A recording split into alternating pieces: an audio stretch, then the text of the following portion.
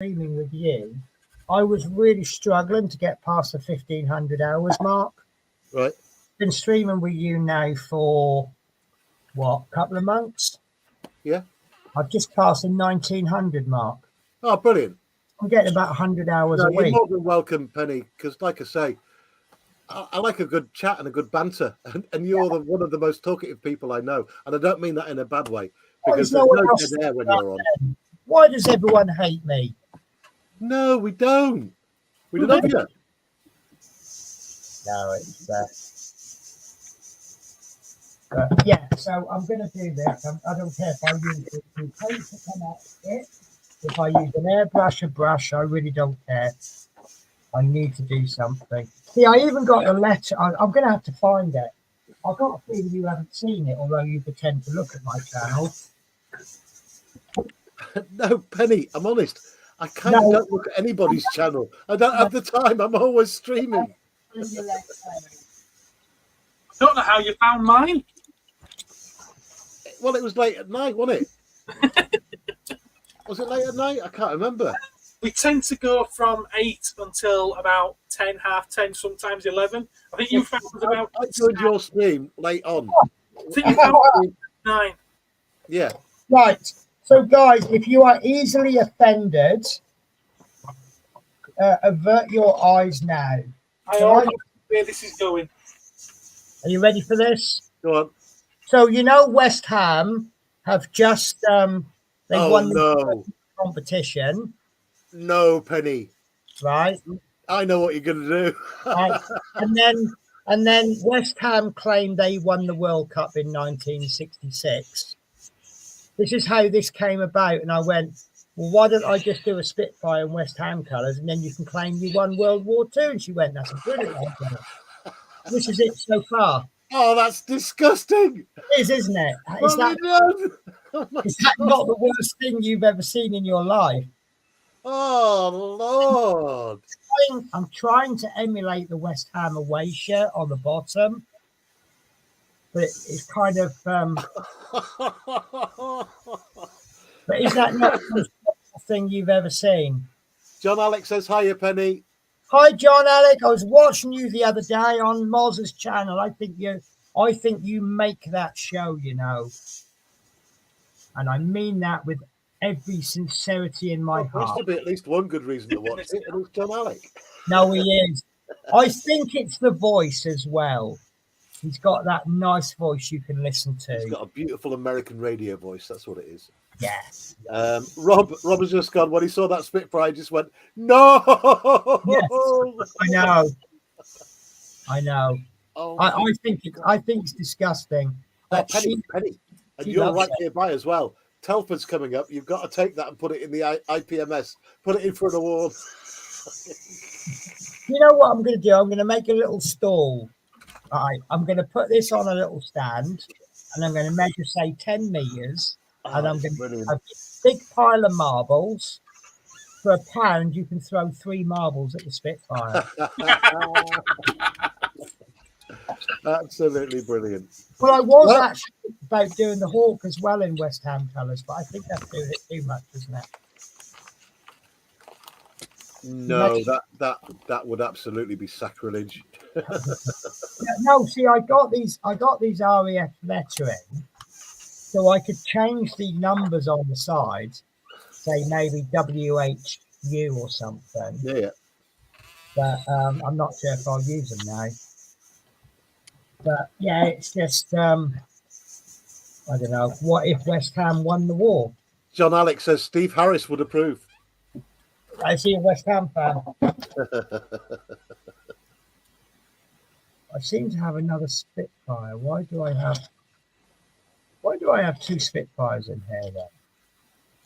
Thing is, I'm seeing Spitfires everywhere at the moment. Oh, do you know what? So I actually hate Spitfires. It's not that I hate Spitfires. It's just that they are everywhere. And then you hear exciting new company just released their first model, and you think, oh, I'll have a look because I like looking at new companies. Don't get me wrong. I think every model should build at least one Spitfire. It's either a Spitfire Mark 1 or a tropical version of a Spitfire.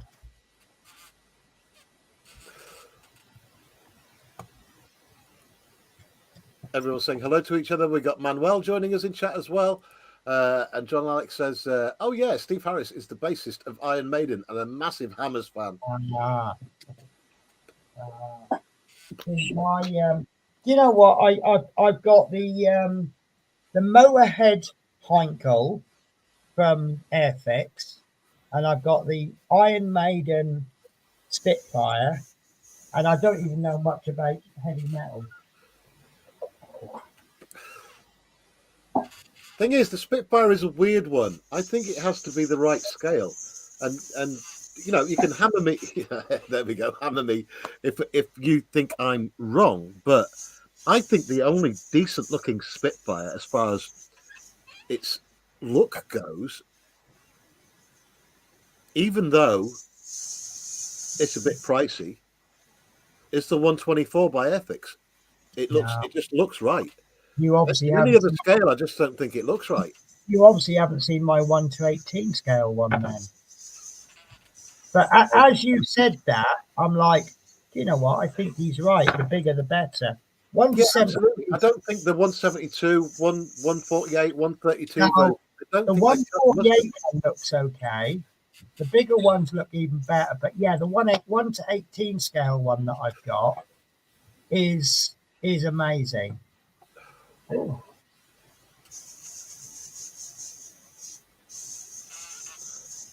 And I totally agree as well. Who is it? Rob says, I take an ME-109 or a Hurricane over a Spit. I totally agree, mate. See, I'm a little bit more Cold War jet, to be honest with you. So I think with me, it is because, I mean, don't get me wrong, I like the Spitfire. It's okay. Every modeler should build one because it's legendary. But it doesn't look mean. It's more of a dove than a hawk. Do you know what I mean? Yeah, I think I get what you're saying there. The ME-109 is an absolute hawk. It's an eagle. It looks mean, you know, same as the butcher bird as well. You're gonna love my Mistels then, aren't you? Your what? Sorry, my Mistels. Mistels. So there's two. I don't know if these are real or if they're what ifs. But I've got these two kits: the Mistel 1 and the Mistel 2. One is a bomber. Hey, small bomber with the Messerschmitt 109 stuck on the top. And the other one is a small bomber with Focke-Wulf 190 on the top. And I think what it was they packed this bomber full of explosives, stuck the fighter on the top. So the fighter was controlling the bomber. It would fly over Britain. It would release the bomber, which is packed full of explosives, and it'd fly home in the Messerschmitt. I think they were either real or prototypes, but I'm going to look it up now because that sounds really interesting. It is really interesting. I think it's interesting. Great subject matter. Wayne Welly says, I'm half debating picking up a Battle of Britain 172 by Revell pack for 20 quid off of Facebook Marketplace. Well, if you've not done a spitty before, Wayne, grab it. Manuel says, Spitfire from Edward and Tamaya 148 are very good. Yeah, I don't debate that, Manuel. What I'm saying is, I think for scale and balance, I don't know what it is. The smaller Spitfires just don't look right. I think 124 don't have any fiddly woohoo bits on them. So if they're bigger, it looks a bit more impressive. That's quite possibly what it is. I mean, look, the only sticky out bits on there are the machine guns and the little antenna. But that's it, really, isn't it? You're probably right, because up on my shelf there, I've got the 124 Mosquito by Airfix. Oh, beautiful. Absolute freaking beast of a model. And next to it, I've got the 148 Mosquito by Tamaya. And the 148 Mosquito by Tamaya looks, I'm sorry, I'm going to say this, SHIT compared to the 124 Mosquito by Airfix. It just, there's no, it's just awesomeness. I don't know how else to describe it. Wayne Welly says, well, that pack has a Lancaster, Spitfire and Hurricane. Oh, nice one, Wayne. Grab it. Rob says 132 and 124, best scales, though. I totally agree, mate. Bigger the better for me. But I'm nothing against 1 to 72 scale, nothing against it at all, because I've seen what Manuel does with his 1 to 72, and all of his stuff looks epic. Right, let me split the screen up properly and balance everyone out. There we go. Okay, I think I'm ready to do a little bit more trimming on the stuff here. So what are you actually working on today, Terry? I'm filling in the gaps on this because there's some Herculean gaps on the underside of the wings. Apologise, I'm doing small details, so I've not got my glasses on. No, don't worry about it. It's just with it being a 1975 mould, obviously it's got its problems with a little bit of fit on the wings, the biggest like glue lines, and mainly because it's on a stupid angle. So if I hold that up to the camera, I'm having to fill a line along the bottom. The top line's perfect, the bottom line. And it was someone in the chat, and I can't remember who now. I think it was Rob the Builder, but I'm not sure because on the first wing I did, I used filler to fill it in. He said, "No, just put a little slim bit of gloss varnish." God, I'm so old. a slim bit of styrene sheet. Oh yeah. On the gap. And what a brilliant idea. Why didn't I think of that? And it's a lot tidier way of tidying up massive gaps. I'm going to start a new cliche up. What? You haven't obviously been watching my videos. Oh, Penny, don't pick on me. I'm streaming all the time. I don't get time to watch other people's videos. No, it's fine. Do you see why I was in the mood I was in today, though? But I'm honest, though. I wouldn't think to you and say, "Oh, I've watched all your videos, Penny." I mean, to be honest with you, I put so many videos out. I was looking for a video today on my list because I really wish I could find it. I did a spoof part work advert. I recorded lots of footage. This is when I worked at Newport Transport. Right. And I put it all together, and I made this advert. Build a 1-to-1 scale Newport bus. And the only line I can remember, but only 199,999 a week, we will send you a part as it falls off our bus, and over so many weeks you will have your fully owned working bus. And it said like with working lights. And at that point I'd taken a video clip of a bus. It had one indicator broken and one headlight broken. It was in the workshop. And so I deliberately taken this bit footage of this bus that the lights weren't working properly. Right. It was just, everyone loved it because like the line, for only 199,999 a week, we'll send you a part as it falls off our bus. Athol Nickel says, "Evening, Penny and Manuel." Wayne Welly says, "Talking of 124, I wouldn't mind an F-14 Tomcat in that scale." Oh, that would be awesome. Airfix, listen to us. Manuel says, "Yes, the Mistel. It has a big charge of explosives, and he has the version with the Ju-88. So yeah, it was real, Penny. But I've got the Mistel 1 and 2. I don't know if there were any more, but it looks, because I bought a really old one on eBay, and then literally as I bought it, ICM brought one out, and I'm like, I'm having that one as well. I'm looking it up now, just to make sure. Oh, bloody hell! It was real. It was real, was it? Oh wow! There's loads and loads of reference photos. Yeah.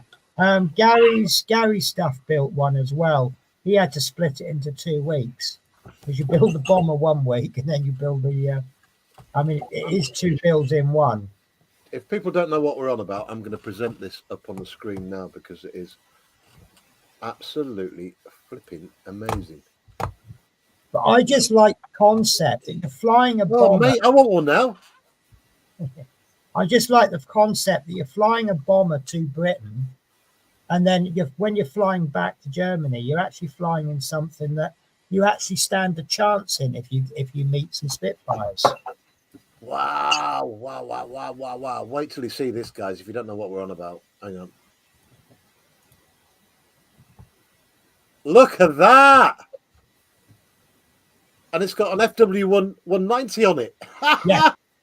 Yeah. Holy moly. See, I can imagine if I was a Spitfire pilot, I'd be like, hey, nice one. Nice unescorted bomber. I stand a chance there. I've got to do a documentary on that. And then as I get close, I'd be like, uh-oh, I might have made a mistake here. And someone does a kit of that. Yeah. And it was only used a handful of times, never in England, though. It was used against the Russians and used to take out a bridge. I'm just so impressed the technology that the Germans had in World War II. I mean, they were also the first to use guided missiles when they were taking out ships, like wired guided missiles. Unbelievable. I had read somewhere that they were months away from developing the first nuclear bomb. Oh, they were. Absolutely.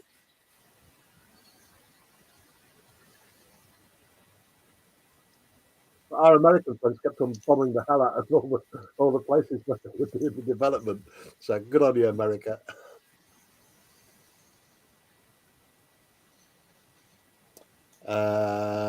David Markey says the Fritz X glider bomb. That was the first guided bomb. Yeah, I think, if I remember correctly.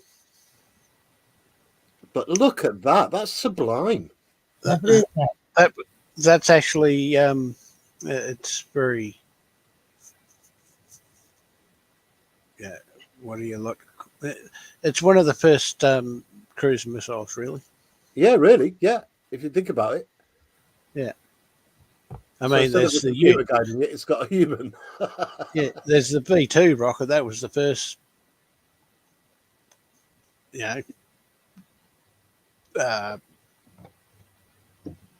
ICBM, but this was pretty primitive version of it.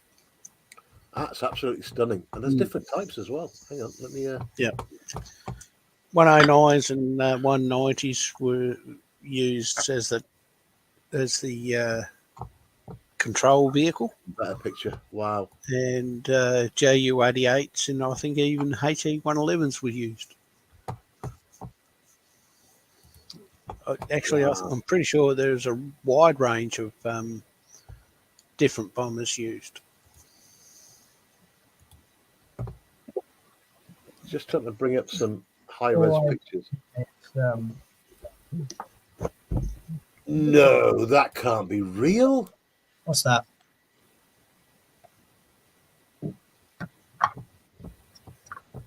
What? Nah, you're kidding.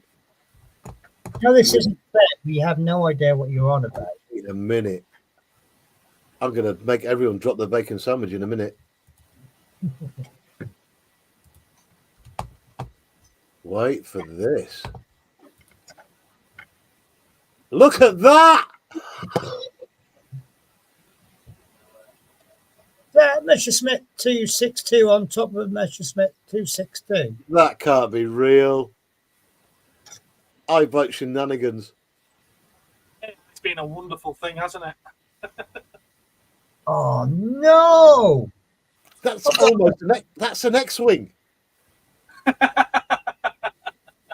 That's a goddamn X-wing.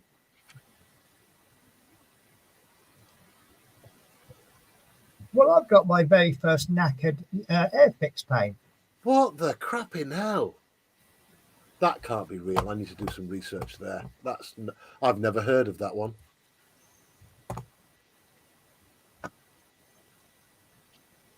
That's your next build, Terry. ME262 Mistel. Mistel 1 in 1 to 32 scale.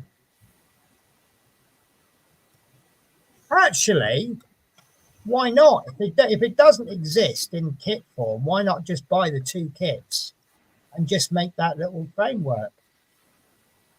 Out of screws. Yeah. Just wow. That's actually a model. That's a picture of a model. So remind me when I go home, I will show you the boxes for my Mistels, and I'll show you what I've got. I haven't got that, but I want that now. Thing is, there's thousands of real World War II pictures of the FW-190. There's a bunch with an ME-109. There's no real photos of the ME-262 Mistel. It all seems to be models. So I don't think that one's real. Maybe it's prototype. Oh, I think most of them were. But they tried so many ideas, didn't they? Insane. I want one. I want one. Why are you saying that? I mean, you talk about insane ideas. I mean, what kind of a crazy person would come up with an idea of a bomb that would have to spin so that it bounces on the water and then sinks down and blows up the dam from the bottom? Yeah, true. Only the British. I mean, how much of a crazy idea is that?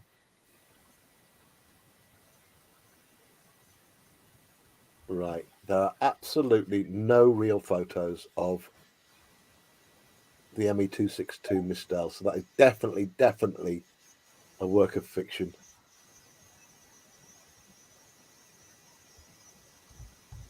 Right. Let me go to Wikipedia, the world's best source for misinformation. Right.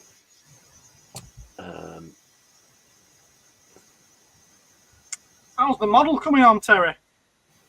Yeah, like I've got to do anything with it. ME-262 variants. Here we go.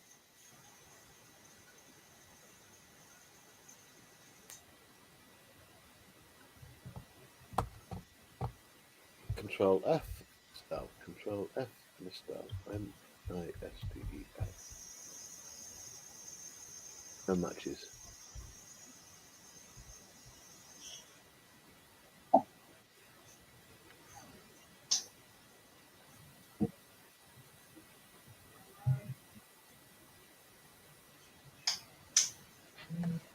No, that's a work of fiction. There was no Mistel with an ME-262. Right, sorry guys, I was just got carried away there. Look, I sometimes go down the rabbit hole.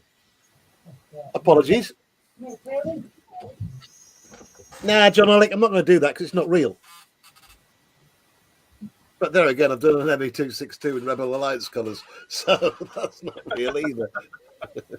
Ah, that's not the same colour, is it? You got me. So you're working? Are you working tomorrow, Penny? Nope, I'm day off and it's staying that way. Okay, awesome. I've got day off as well. Oh, what are you doing with a day off in the week? Why don't we do? Why don't we do tomorrow the Penn and Tell show? Well, so the thing is, I'm about 1 million issues behind on my Warhammers. Ah, okay. I was Sorry. planning on filming some of those. That doesn't look the same colour, does it?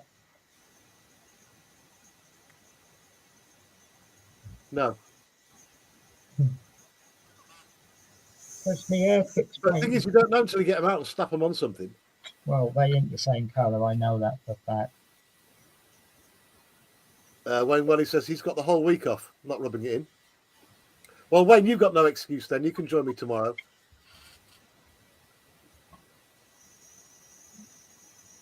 Wayne Wally said earlier, just let me Well, think. that's better, isn't it? Light ghost grey.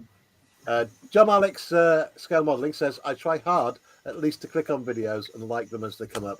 That's really nice of you, John Alex. It really is. And there we go. We did that bit. We did that bit. We did that bit. There. Wayne Wally says, with V2 bombs, there would be Spitfire pilots who would try and tip them, of course. Yeah, there's some quite famous real photos of that happening. And I've often thought about doing a diorama because there was one really famous occasion where directly over London, one of the V2s was coming over and the Mosquito actually tipped it over. And I believe weren't the Typhoons better at that? Yeah, they were. You had to have some real speed, though. And the Mosquito was the only plane that could actually get alongside it at 600 miles plus, 600 miles an hour plus. Right.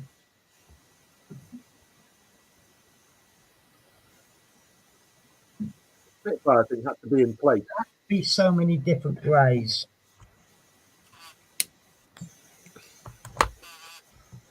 Why can't they just come up with one grey and go, that'll do every aircraft ever?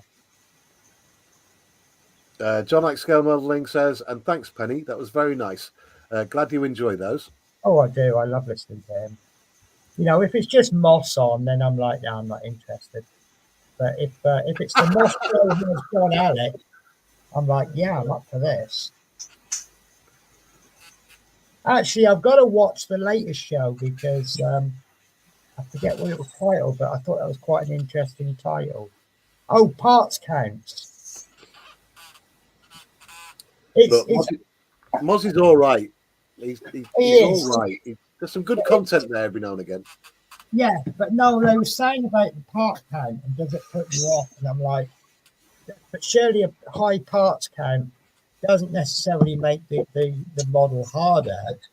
If anything, it just makes it more detailed, doesn't it? I find the worst thing is every now and again I feel like diving in the chat, but knowing me, I'd end up swearing because some of the topics they brush upon are really close to home. You know what I mean? So my opinion would be full of expletives. But isn't that the point? Is that it's an opinion? If you have an opinion that is kept as an opinion, then it's valid, isn't it? Yeah, but if I like Moz is fully monetized, and if I go swearing about in his chat, no. But what I'm saying is, let me give you a really crude example. What's the best aircraft out there, Terry? Go on then. No, what's the best World War II aircraft? Best World War II aircraft? Yeah. Without shadow of a doubt, there is no comparison. Nothing even comes close in any way, shape, or form to the de Havilland Mosquito. Nothing comes close. Unfortunately, we agree then. Come on, battle me. Anyone in chat, dare to battle me on this, and I'll to coin a phrase, I'll shoot you down in flames. A Hindenburg. For a start off, no other plane in World War II did every single role, bar none, as good as the Mosquito. From reconnaissance to fighter to bomber to low-level bomber. My God, the thing was insane. It was the fastest aircraft of World War II until the ME-262 came along. People often forget that. Could it bomb like the Liberators? Could it what? Could it bomb like the Liberators? No, it couldn't. But its speed meant that it had the element of surprise. It was so freaking fast. It'd be in, drop its bombs, and disappear before anyone. Yes, I will admit that sending over 200 bombers would take away the element of surprise just a little bit. Smith speeds, I would agree with you on the Lancaster, but too many of them got shot down. They were too slow, lumbering. No, you're wrong with that. You're wrong with that. They're not that slow. The Wellington was slow. Okay. So, you know, I'm actually a bit more partial to the Wellington than the Lancaster. But don't take that in the wrong way. I've got lots of respect for the Lancaster and the pilots that flew them in World War II. It's just that easy pickings for flak, easy pickings for fighters when they're up there. You know, the reason why I'm going for the Mosquito is because it could defend itself.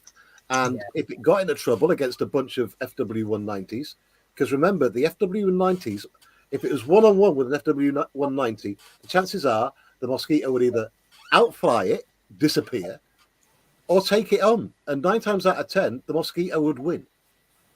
But just to keep the plane in one piece, they would outrun them because they were faster than the FW-190. That's the simpler way. Because all the way to Germany. The 190s had a lot of cannons. Yeah, it was absolutely suicide to go head on head with one. Oh, absolutely. I totally agree, mate. Yeah, but another advantage that the FWs had was that they were on home territory, so they had more fuel. Mosquitoes didn't have that luxury of getting involved in a dogfight for the next 4 hours. I know that was a slight exaggeration there. But again, another thing to throw out there: Mosquitoes had the lowest loss rate of any aircraft in World War II. The Marauder. You what? The Marauder. No, you got to factor in how many were made and how many operations they went on. At the start, the Marauder at the start, they were known as coffins because it weren't that great. But as the war progressed and as the aircraft got better and fixed up, it became one of the most universal aircraft of the Second World War and with the best survival rate in the end of the war. Yeah, but again, wasn't a lot of it a case of if it was used properly, then it would have a better survival rate? What you've got to factor in, what people factor in with these things, is that how many were made, how many operations they went on, what type of operation to say about loss rates. So, as a fighter bomber, the Mosquito had the lowest loss rate of any aircraft when you factor in ratios of how many were made, how many operations they went on, stuff like that. Kill rate, not the highest. The Hurricane still beats out the Spitfire and the. A lot of people forget that, don't they? Yeah, they do. I mean, the Spitfire gets lots of love because it's a great name. It's a sexy aircraft. Yes. Well, the Hurricanes were tasked to take out the bombers, where the Spitfires was tasked to protect the Hurricanes. And there was a lot more Hurricanes made than Spitfires. So yes, it's like saying the Sherman was a great tank. Wasn't a Hurricane a pre-World War II aircraft and Spitfire was a World War II aircraft? No. Both pre-World War II designs. No, but what I mean is the Hurricanes were in existence before World War II broke out. Both were designed and manufactured in the 1930s before World War II. Right. Because the Spitfire, the original Spitfire design, and correct me if I'm wrong, was a seaplane. And it took part in the Schneider Cup, and it won the Schneider Cup, if I remember correctly. Yes. The designer of the Spitfire and the Schneider Cup plane are the same person. Right. So it wasn't the Spitfire; it was a different design, but he won the Schneider Cup with a different design. Yes. Right, okay. Yes. Thing is, Smith Visa said again, the FW1. He designed. What a beast of a plane! He designed the Spitfire, but died before it flew. Yeah. Actually, I think he may have saw the prototype fly, but died short time after. Mr. Mitchell, Billy Mitchell, or something. Not Billy And come Mitchell. on, the Mosquito was made out of wood. God damn it! It was a balsa wood for crying out loud. Dude, I read somewhere that it was a compound. That's what made it a unique aircraft, though, Terry. It was a wooden wonder. Yep. Because it was made out of wood. Yep. In fact, there was one pulled out of the New Guinea swamp a few years ago now. Right. But is now being restored in Point Cook. I saw it in Point Cook in 2008. I don't know what the progress of it is since. How do you spell that? Point Cook. Well, just Point Cook. Point Cook.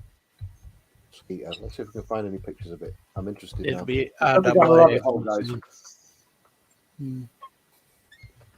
It was pulled out of the swamp, and when they was fixing it up, it still had the original paint on the fuselage. It was faded and everything like that. You know, it's been in the swamp for a long time, but it was still there. It's still visible. Still see what the markings were. And it was in RAAF markings. Right. I'm going to have to look up New Guinea Mosquito then. So it's found in New Guinea. I'm pretty sure that's where it came from. Like this, I remember the story being told to me from 2008 Can't find it. by someone that was at the museum. I can see lots of results coming up for mosquito repellent. Yeah. Oh yeah. New Guinea mosquito.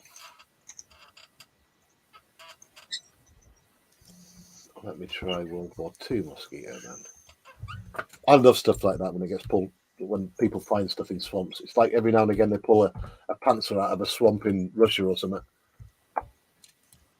I'm still looking for an X-wing stuck in a swamp But- somewhere.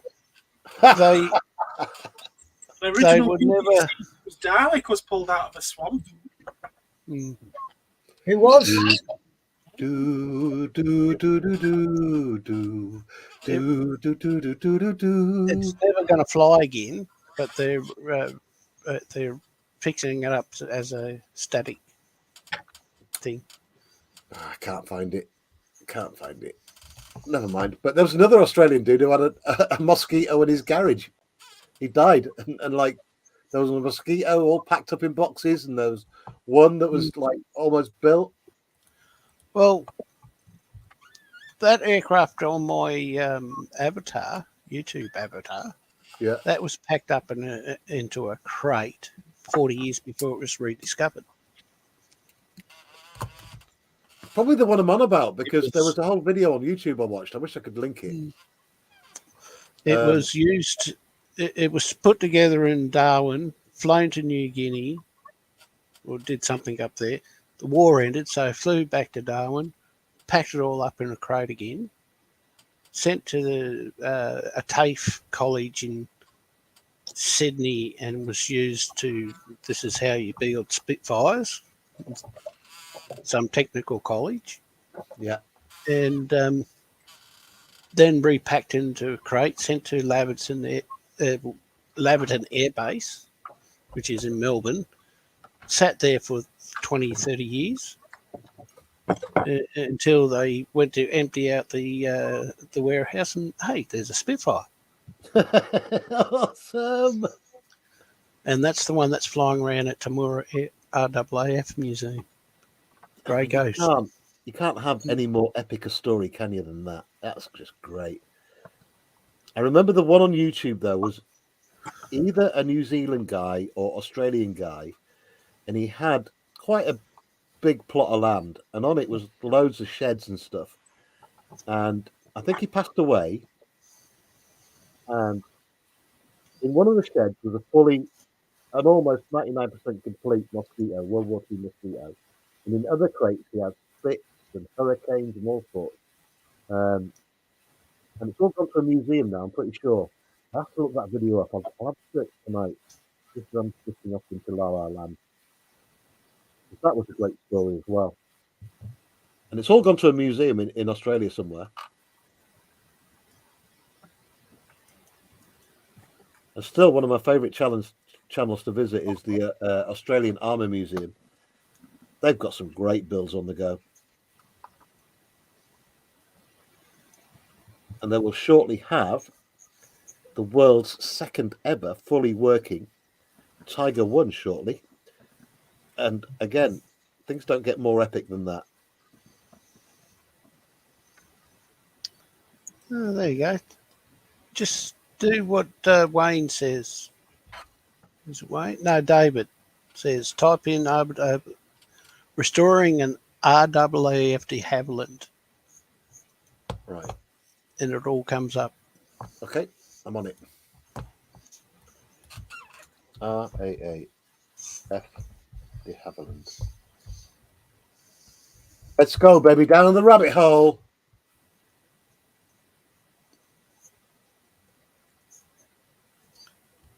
In fact, the first link is how I first saw it in 2008, and you can still see the original paint on the bottom half of the fuselage. I've got the Havilland Vampire coming up all the time. Hang on. Can you link it? I'm not getting it. Copy. Paste. There you go. In the chat.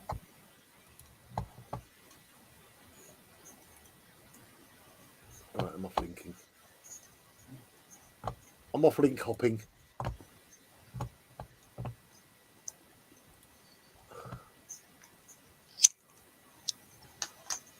Oh, wow. Oh, right up my alley. Thanks, Scott. Are you having an organism there? I ain't got the tissues out yet, but I can see them coming. Oh, wow. You can see the bottom half of the fuselage there. Yeah. Yeah, Yeah. yeah. Oh, man. But that's how I saw it in Yeah, that's the 2008. reconnaissance version. Hmm. And Well known the to me. tail boom there you see in the left, I'm pretty sure that would be a Mustang.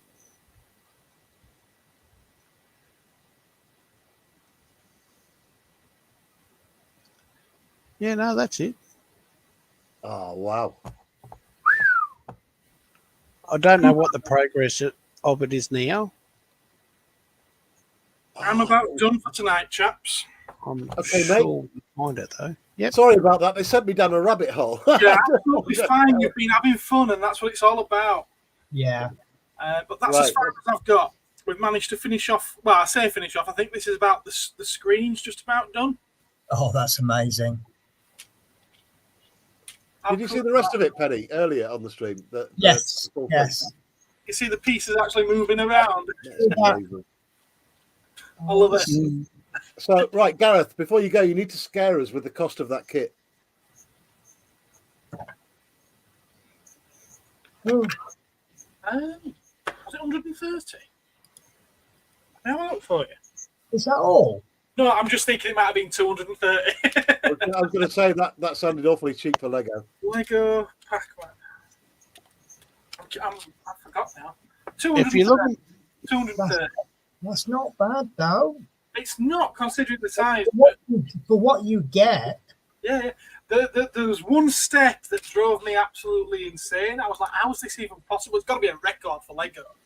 And it was essentially putting in, see all these packs, what he's got to eat? Yeah, the little dots. That's made up of two sort of like connecting Technic pieces, as well as a rod that goes all the way through and a tube.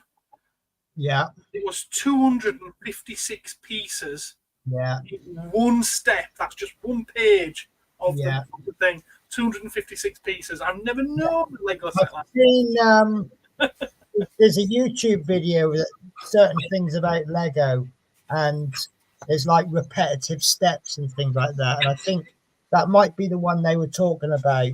And it says like to do this, and then it says X 255 or something like that. At the end of that session, my thumb and finger were really stinging me. Yeah. There's another one where you have to build these things, and then you just chuck them in a pile. And there's actually a picture in the instruction manual of them in a pile. But see that I've just finished that Concorde, and what absolutely threw me was you've got this cog mechanism, and then you put this orange bit in, and then the cog mechanism no longer works, and you're like, well, that surely can't be right. And I even disassembled it and then reassembled it, and it was exactly right. It wasn't until about 3 or 4 steps later when you remove it, and I'm like, but then I was watching a video on the build, and he's going on, and he said exactly the same. He says, I don't understand these. And then you make these 2 triangular bits. It was the same with this. Yeah. It was. Yeah, you have to put a PD. Obviously, you're supposed to do that. But then there was a point where you have to put this brick in that just stops it working. Yes. What's going on here? But later on you have to remove that. They all set in the correct starting position. But let's say then later on there's this 2 triangular bits which you stick to the wings, and you're like, oh, is that the engines? I don't, the engines are orange, and it's just a stand. So if you stand the Concorde up, and then this guy is going on about some other bits, and he's going, oh, I don't know if I can trust these orange bits anymore. But when I came to it, I thought, actually, this is really clever. because all it does, it just makes all of the Concorde the same level. So when you put it on the desk to build, it's not wobbling all over the place. And then all of a sudden you remove them and then add these other bits, and you're like, oh my God, this is amazing. So, Right, Gareth. We're never going to let you go. Thank you for joining us, mate. We got the Cosmic Council coming up tomorrow night at 8 o'clock. 8 o'clock. Yeah. And Drop a I'll link in, mate. you at some point tomorrow. If you're going to be waffling while I'm at work, I might pop you on.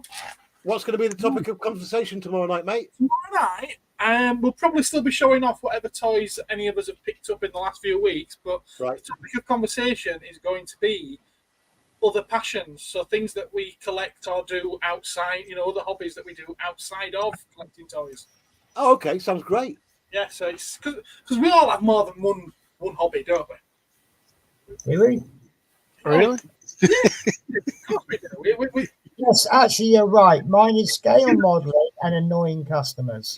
I know a lot of my customers. Yeah. But yeah, you don't do Warhammer, you also do model kits. And I dare say that there'll be weekends when some people go fishing or bike riding or walking. We all do different things, don't we? One of my favourite hobbies used to be making love to my wife, but I'm too old for that now. Well, mine is scale modelling and playing video games. There you go. There you go. That's another thing. Yeah, video gaming and scale modelling all the way for me. Right, I'm going to say bye-bye to you guys, and I'm also going to say bye-bye to Mark, Joshy, and anyone else who's said bye to me in the chat. So, see you later. I'm going. Right, Gareth, thanks for joining us, mate. Always a pleasure. Thank you. Bye-bye. Take care, everyone. Look after yourself.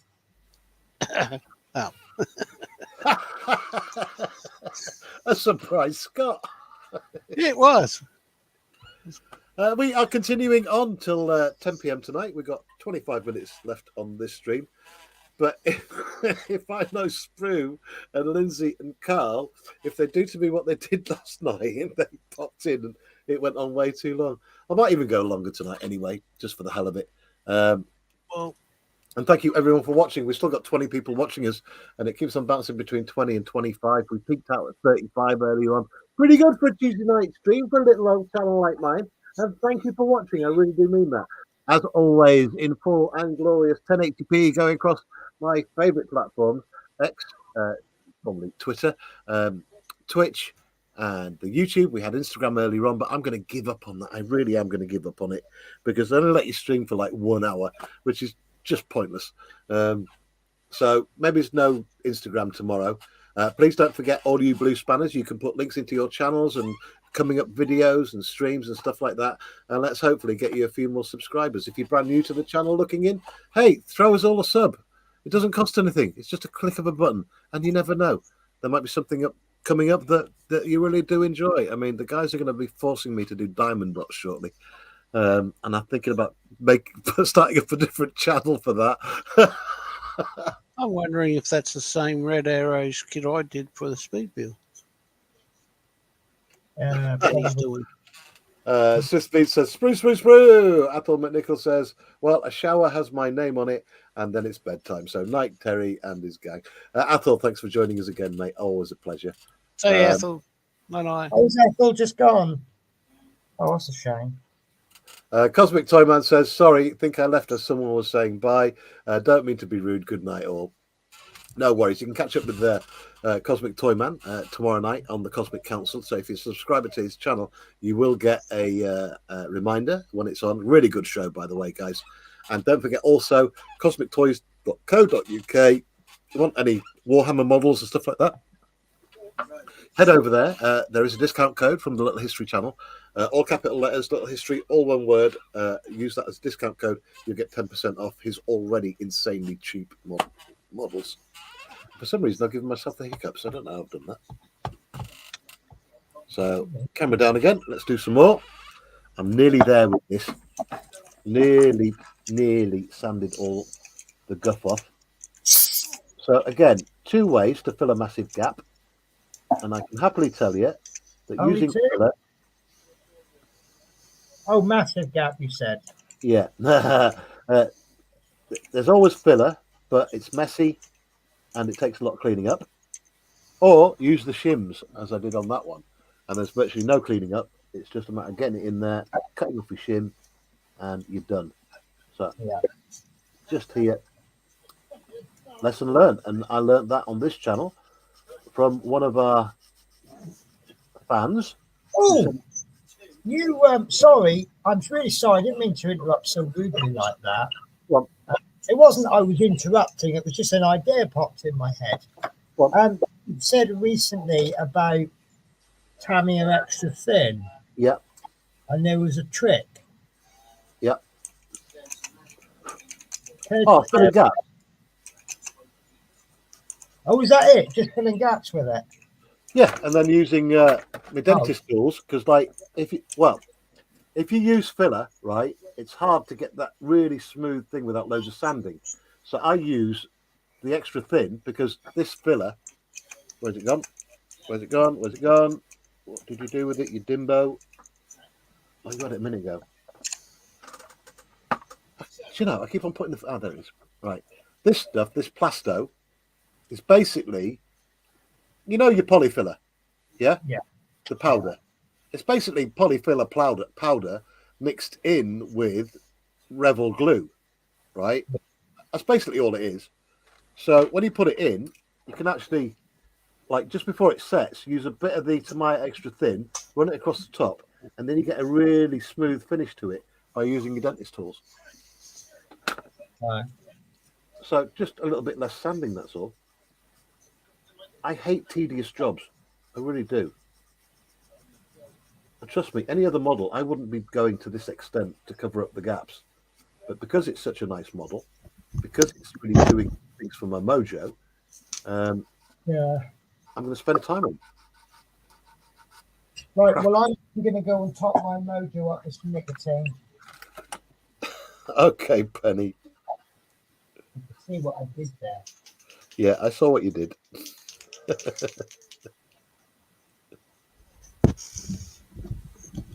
Flux capacitor? No, I'm not building a flux capacitor. I'm building an engine for P47,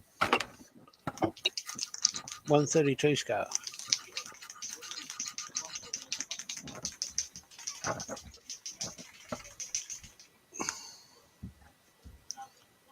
That should be enough, hopefully.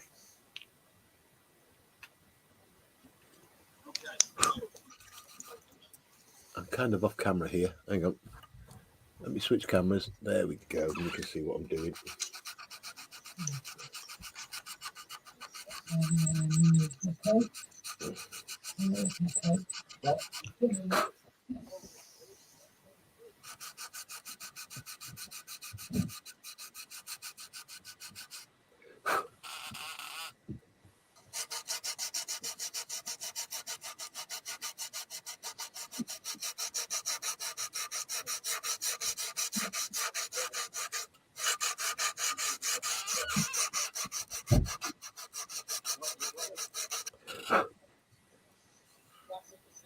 Oh, and I'm going to love it if any rivet counters come in and pick fault with this when I finish it.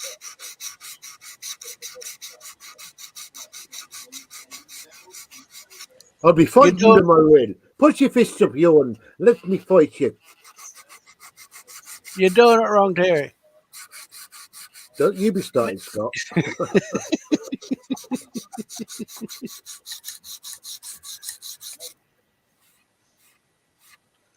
Absolutely cock on. This is going to be IPMS grade, award-winning, laser-packed, lightingly wonderful, motorised Junkers JU87B by Airfix.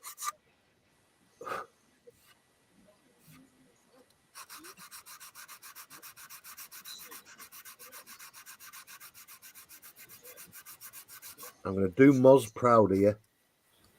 He'll be coming in going, wow, that's the best Airfix kit I've ever seen.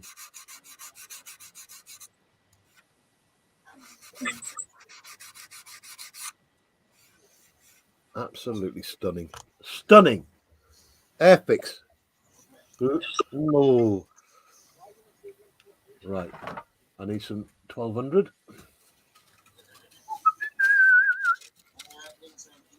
Bum bum bum ba da bum bum bum bum bum bum bum bum bum. I'm going to get demonetized for singing copyright material. Are they really doing that?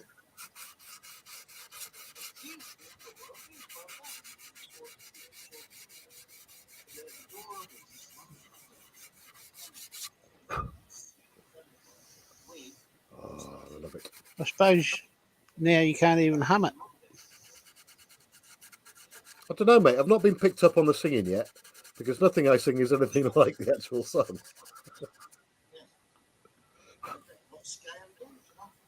Well, I'm pretty sure that it's only if you actually play the music. Yeah, true. Should be fine if you're singing it because it's. Yeah, anyway.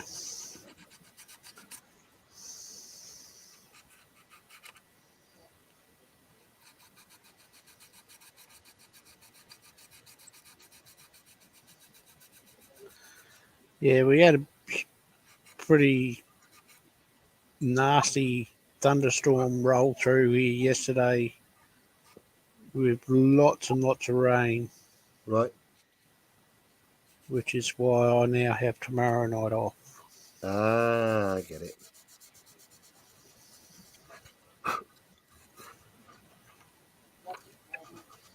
Don't really know how much rain though. I never looked, but she came down pretty hard. We had a massive storm on rainstorm on Sunday night. Mm-hmm. Sure wasn't Carl opening his back window. There you go, Carl. Good, mate. Is Carl in the chat? No, he's not watching. I know where he is, so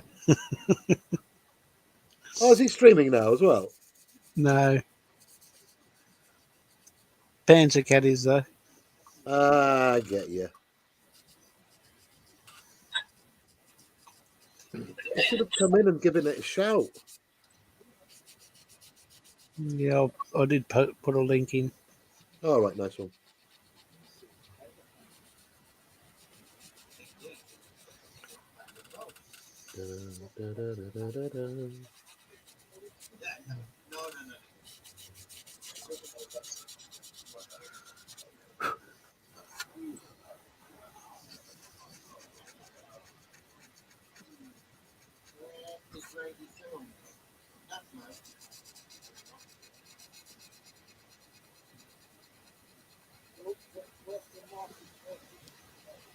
Trying to get this filler away from the rivet lines on this.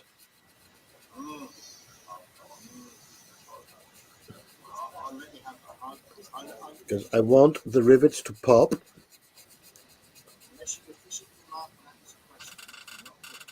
Oh, I wish I'd have done the same method this side that I did on the other.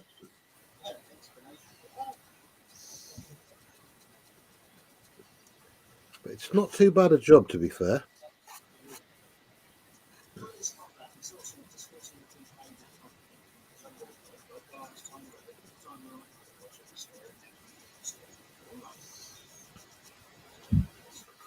Bum, ba, ba, ba, ba, ba, bum. Right, where's my knife gone? There it is.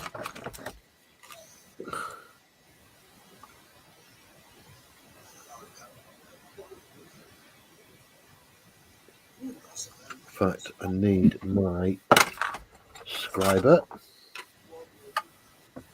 Just managed to fill one of the hatch lines on here, so I need to get it back. Right. So I'm just going through some pictures on my phone looking for something. I'm finding other stuff. Have I ever shown you when my Logic cooked spaghetti? You what? Did I ever show you when my Logic cooked spaghetti? No.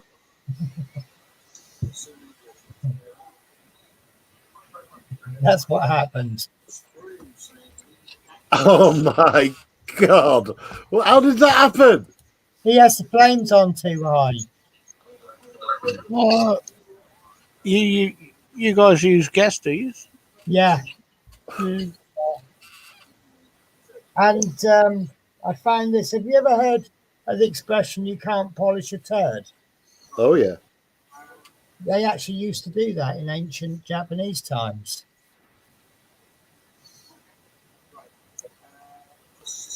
He's actually polishing turds. Probably where the saying came from.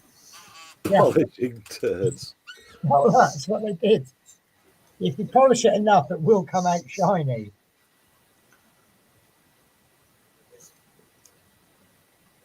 I have no idea what what could there be.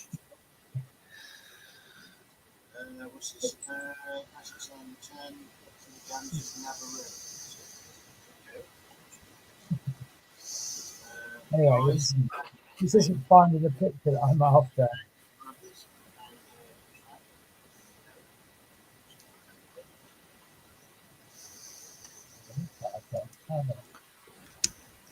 Oh, this is so difficult exposing these rivets. Oh, god damn it.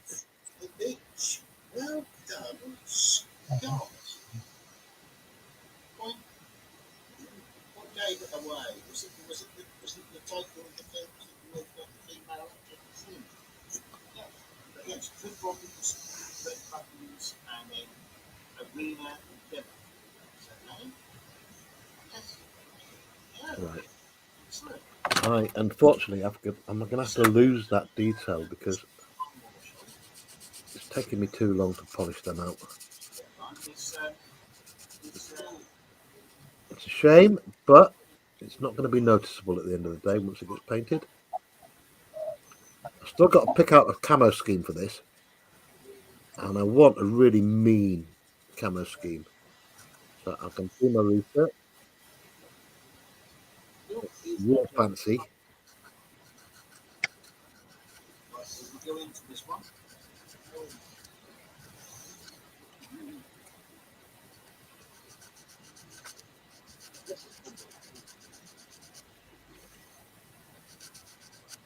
That is actually really nice picture start there.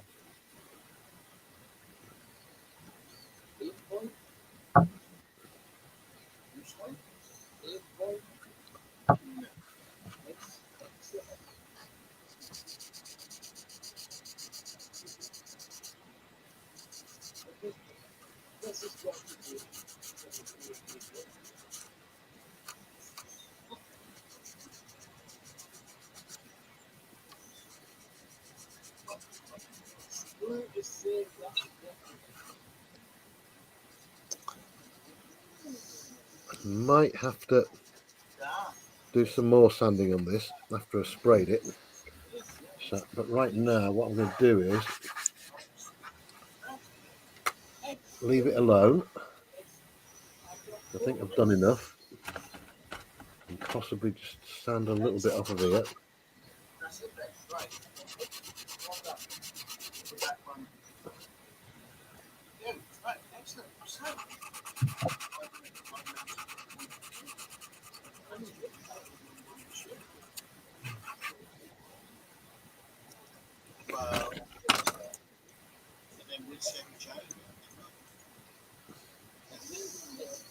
Time we on, Scott?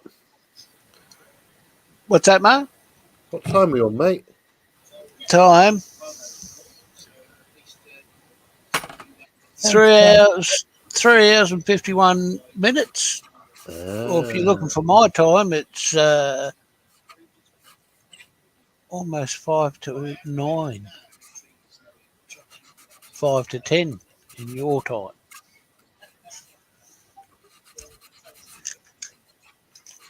I'm going to go on a bit longer. I don't feel like stopping tonight. Yeah. Oh, yeah, you don't work tomorrow, do you? You got the day off. Thing is, we have got a refit on, so I'm bound to get an emergency call. I'm fully expecting it after what happened yesterday. Yeah, right. So how have you found yourself with a Wednesday off then, Terry? Well, because I've got to get all my holidays in before the end of March. Ah. And I've not taken any this year. I've just been like intrepid at work, you know, like a good little minion. Yeah. I was going to say slave then. I used to work for a wonderful company, And I used to say, can I have a week off in March? And they go, no, you can't have a holiday in March because we use March for all the people who haven't taken all of their allocated holiday, and we force them to take the remaining holiday in March. Yeah. So I said, yeah, but I really need to do something in March. No, I'm sorry, Penny, you can't do it. So I left 2 weeks holiday unallocated. And it came to March the next year, and they went, Penny, you've got unallocated holiday. We're going to have to give you 2 weeks off in March. I went, thank you very much. Well, Rob's saying do the winter camo. Sorry, mate. Just do some chat. Hobby Time saying, Rob's saying do the winter camo. And Hobby Time saying do the desert one with a snake down the side. Hey, there's a desert one with a snake on it. They do that at my place as well, Penny, with the holidays. Yeah, but I just thought it was funny that I asked for holiday in March and they said you can't have it. So I didn't book all of my holiday, and then they go, right, we're going to have to force you to have a holiday in March. I said, why didn't you just give that to me in the first place? Hey, Paul. Morning, Paul, I should say. Oh, wow. Wow, what? It's a real camo as well. There's a Stuka dye bomb with a snake right down the side of it. I know why I say do the winter one. Jesus, no thank you. Oh my God. I'd be all year spraying that. I do like the snake one though. That's pretty.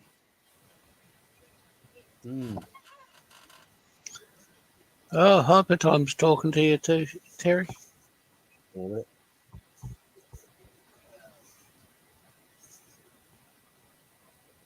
I think it's Hobby Time. With this thing this size, I can happily hand paint that snake on. It's not a worry. It's like I'm hand painting all the decals. All the big decals on here are going to be hand painted.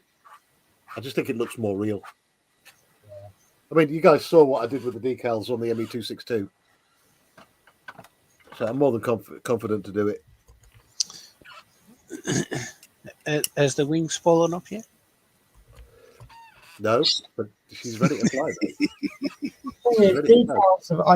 I think decals for people who aren't really confident, you're always going to get a better result. Oh no, Penny. I look, 1 to 72. I would never dream of trying to paint decals on that scale.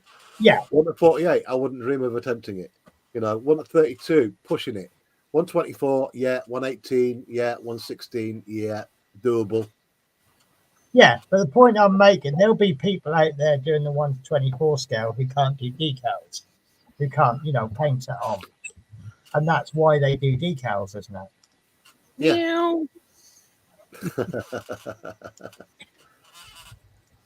TBG's joined us. Hey, TBG, welcome aboard, mate.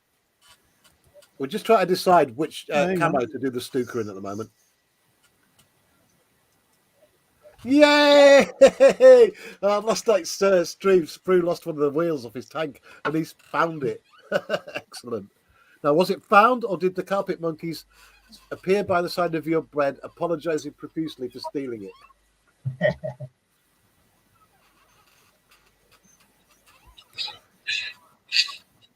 I could hear a cat.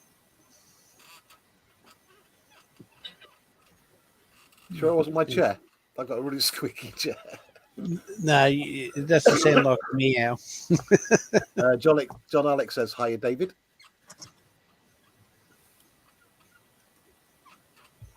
Spruce says, no, found, not carpet monster.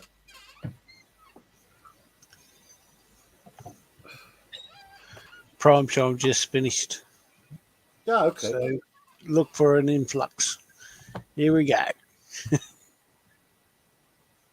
Thing is, to be honest, they probably had other windows open on their browsers, so. Well, I hope they had.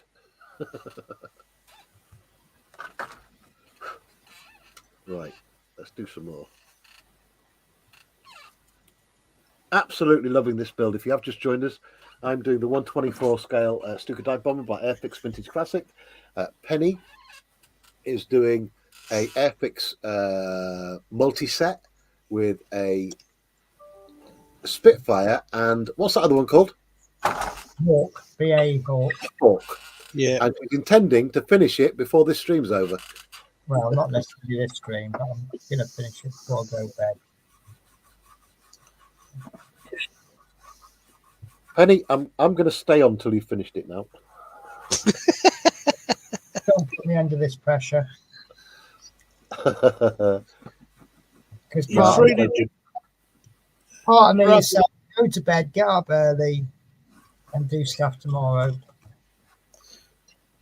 Rob the Builder, if you're at the watch about, you're free to join if you wish.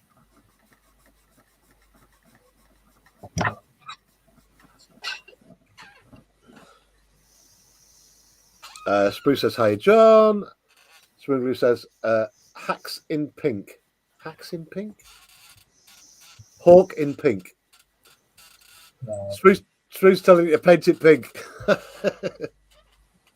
No, did you see that damn Spitfire from earlier on, the Hammers colours? Oh my God. This one. I can't look at the screen. She loves it. Oh, is he a Hammers fan? No, who I'm doing it for is. Ah.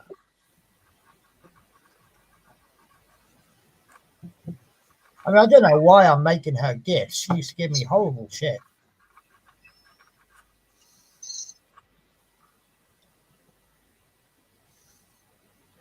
Right, I've still got a whacking great gap there. I think what I'll do with that is, again, fill it with a little bit of shim. Come on, shim. Shim shiminy. Oh, I'm loving this shim idea. It's bloody Well- brilliant. I'm going to wash my brush out and make coffee. Oh, Okay, mate. coffee. One sweetener, please.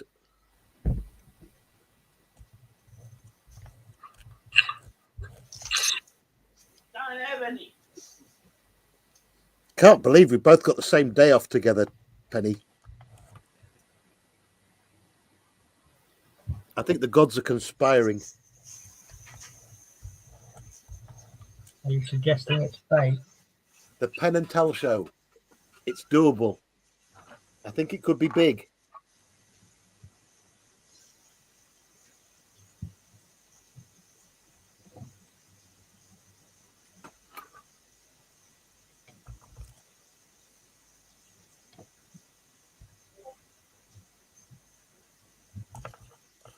Right, come on, little shim. Shim shiminy, shim shiminy, shim shim sheree. Ba ba ba ba ba ba ba ba ba bee. If I were a rich In man. an effort to get to bed earlier, I could call this the grey with big seams arrows. The what? The grey with big seams arrows.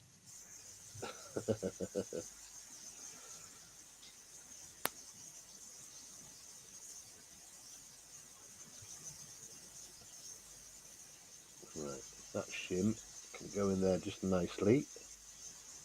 Get a little bit of glue into the shim. There we go. Come on, magic fluid. Voodoo child fluid. Bow, bow, bow, bow, bow, bow, bow. Let's all murder some Hendrix together. Oh. So I found this company that do these funny T-shirts. You know me, I love a funny T-shirt. Yes, yes, we know you, Penny. And the one I want to buy is a picture of a crow, and the caption says attempted murder. Come again? So there's a picture of a crow, Yeah. caption says attempted murder. Picture of a crow, and the caption says, Yeah. what am I missing? What's the collective noun for crows? Oh, a murder of crows. So a single crow would be an attempted murder. Yeah. I thought that was hilarious. Apologies, everyone in chat, for me being a dumbass. But the one that I am going, there's two that I'm going to get. I'll pull them up if you really want to see them. One is a 1984 inspired football shirt, Uh-huh. and the other one is a Only Fools and Horses inspired football shirt. And guess who their arm sponsor is? Go on. Peckham Spring Water. Who else? TBG says TBG says that's Penny on the Epic's naughty list for those colours on that Spitfire. And Sprue says, "Oh my God, take it off the screen." Then Sprue says, "Penny, I built that kit and painted it in 1 hour." Lies. What, the Hawk or the Spitfire? He can't be Borkies anyway. He cheated his way through that competition. We all know it. This is actually quite a nice kit, to be perfectly honest with you. It's not. Sprue says, "Dumbass, Terry, dumbass." It looks it, Penny. I'm going to put you on big. It's not bad for what it is, and I think it's quite nicely detailed for 172. I was about to say, isn't that 132? No, 172. Because it looks really big. Well, it does if I do that. That's beautiful. If I do that, can I get away with calling it a 1:24 scale? Well, I think it might be the matter that it's close to the camera, and the other things are far away. Close, far away. Can I see a picture of her? Yeah, that's hopefully what mine's going to look like at some point in the future. Wow. Wow. Look at Scott and his quick build. That's my least favourite job, masking.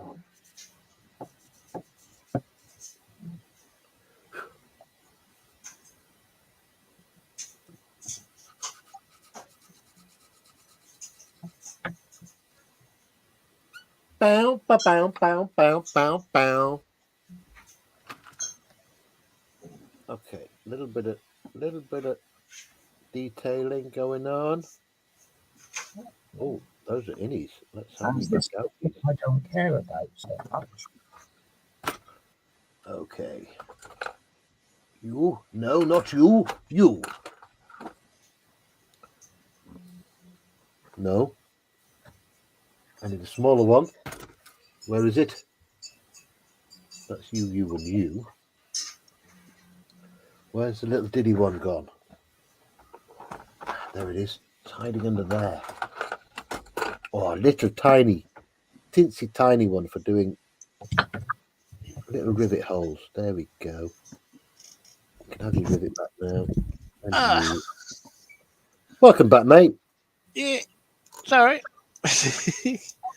That's the one I did for the speed build. Nice. FX speed build. Oh, the speed build that Spruce cheated on. What? So he got someone to build it for him or something? Yeah, that's what I heard as well. Yeah. How does that happen? Well, you see, Sprue lives at Lindsay's house, and what happened was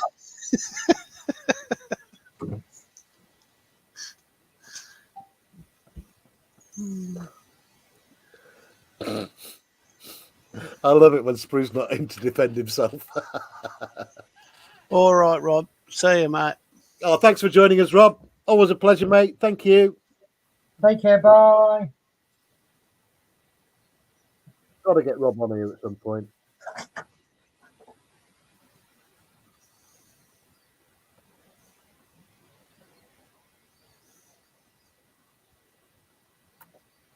Build all these rivet lines with. Not me singing that Chim Chimanoo song now. There's Bruce. Chim Chimney Chim Chim Chiroo. Bruce talking to you.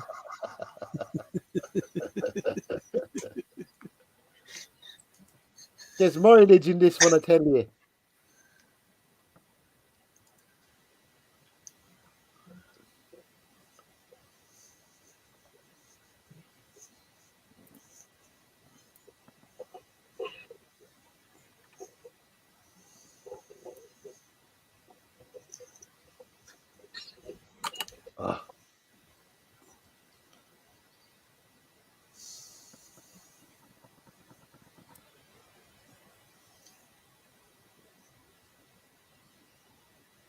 you're wondering what the hell I'm doing, I've used filler and it's gone in all the rivet holes. So I'm having to drill them all back out again. And I'm never going to use filler again. I'm just going to use shims from now on. Bloody great idea.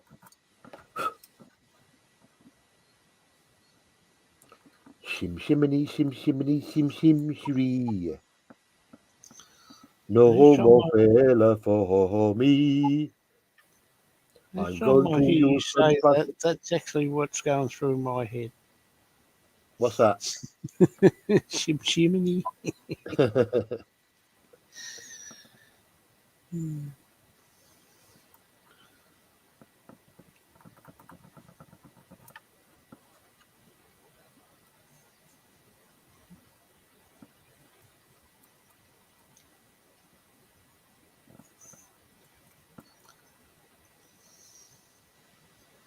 Oh, God, this is laborious. Right. Anyway, John Alec, what's on your bench, mate? He must be at his bench. Just say pizza.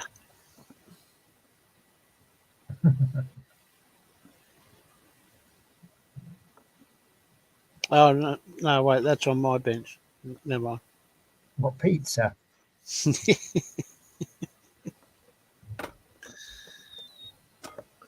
Bum, bum, bum, bum, bum, bum, bum, bum, bum, bum. If I were to make her, I'd make a bitty, bitty, bitty, bitty bum. All day long, I'd bitty, bitty bum. Come on. Oh, no, I thought you was going to sing Gwen Stefani's song. Oh,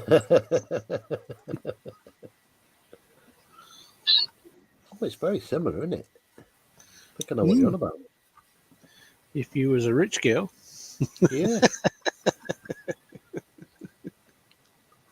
Gwen Stefani, whatever happened to her? She's still about. Just hasn't put any music yet. I think she's gone a little bit more, what's the word I'm looking for? Niche. Underground, I think they call it. OnlyFans niche. No, like Kylie Minogue, for example. She was very pop, wasn't she? Yeah. And then she went a little bit underground, and then she's kind of emerged again as pop.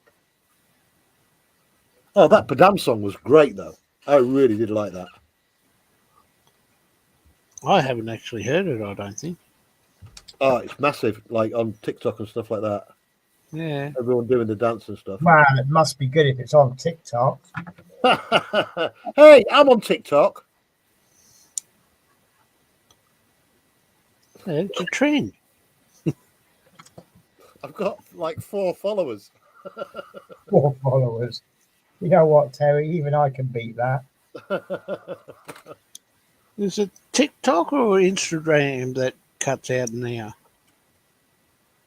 It's Instagram. You can't stream Yeah. to TikTok. Well, I don't think you can. I thought Okay. you could. Yeah, I thought I've seen people on TikTok doing live sweet bagging. What the hell is that?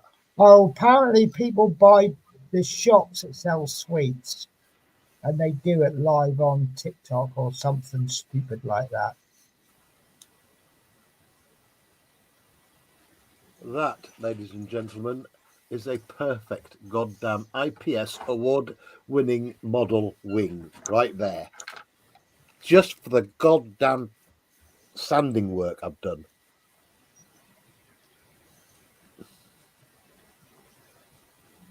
And if anybody says any different, I'll fight you, I will. I'll fight you in a field, round the back of the pub. Come on now.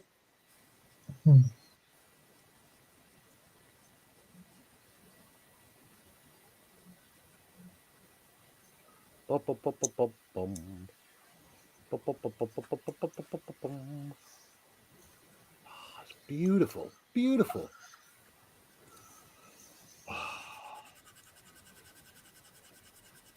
Penny, Yeah.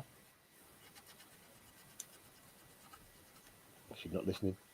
I am listening. I said yes. She's answering. Have I told you how much I love this model? No, I don't think you have. How much do you love that model? Oh man, I want to marry it. Do you? I want to get a divorce, marry it, Or did your wife take it actually on got holiday. You're going to be next week's YouTube sensation. Easily. Easily the most entertaining, interesting model kit.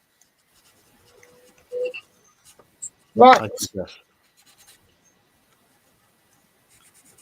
And I know I should be looking at chat right now, being the wonderful professional YouTuber that I am. And I will look at it in a minute, but I'm sorry, when you get into a model that you really love, it takes over. What's that movie? Christine. It's like Christine. Mm-hmm. Do you know the movie I'm on about? No. Have you never watched that film? Oh, you need to put it on your wish list. Scott, you need to look it up. It's a Stephen King movie. It's just brilliant. It's about this car that's alive.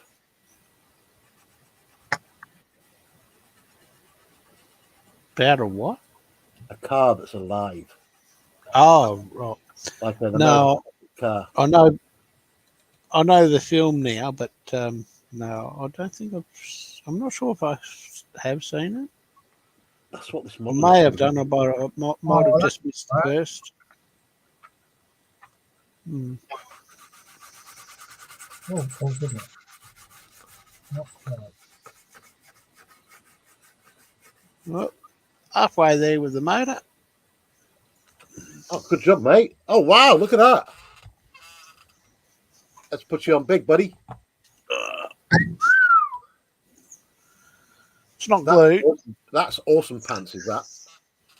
It's not glued, but it's what it's going to look like. I still have to put Nice. another bunch of exhaust pipes through somewhere. But it's almost there. Top work, mate. Top work.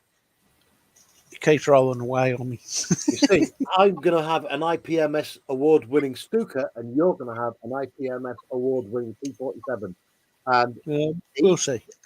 is going to win Queen of the World award for just being a. Queen of the World award, eh? Is that okay? Milady Penelope building a Spitfire and a Hawk. No, I'm just a hawk. Right. I'm going to do some more chat. Spruce singing badly as usual. Marvel, hey Marvel, welcome aboard, mate. Right. I'm just going to make sure you've got a Bruce banner. Marvel, where are you? Oh, Marvel's coming on your channel, Penny. What? Marvel must come in on your channel. Oh, wow. Wouldn't you if you were him? Oh, look at that. Full price, Scott. It features a 1958 Plymouth Fury, that Christine movie. It's worth watching it just for that. And Spruce says, see how he's ignoring chat again? Well, it's just what I do. Sometimes. I don't for the early part of the stream. It's just when I start getting into the modelling that I ignore chat. Spruce says, now for the pipe work, Scott. Sorry, what's that? Spruce says, now for the pipe work on that engine. Yeah. If only I had the materials. That's where the plan falls to bits, I think. Yeah. Oh, my word.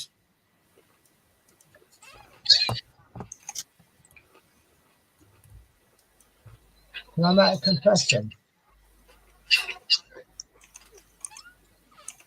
This is my first attempt at mastering canopy manually. Penny, I used to mask my canopies all the time, but what's his face came in? Ninja came in because he hand paints all of his canopies, and I said to him, "But what if you?"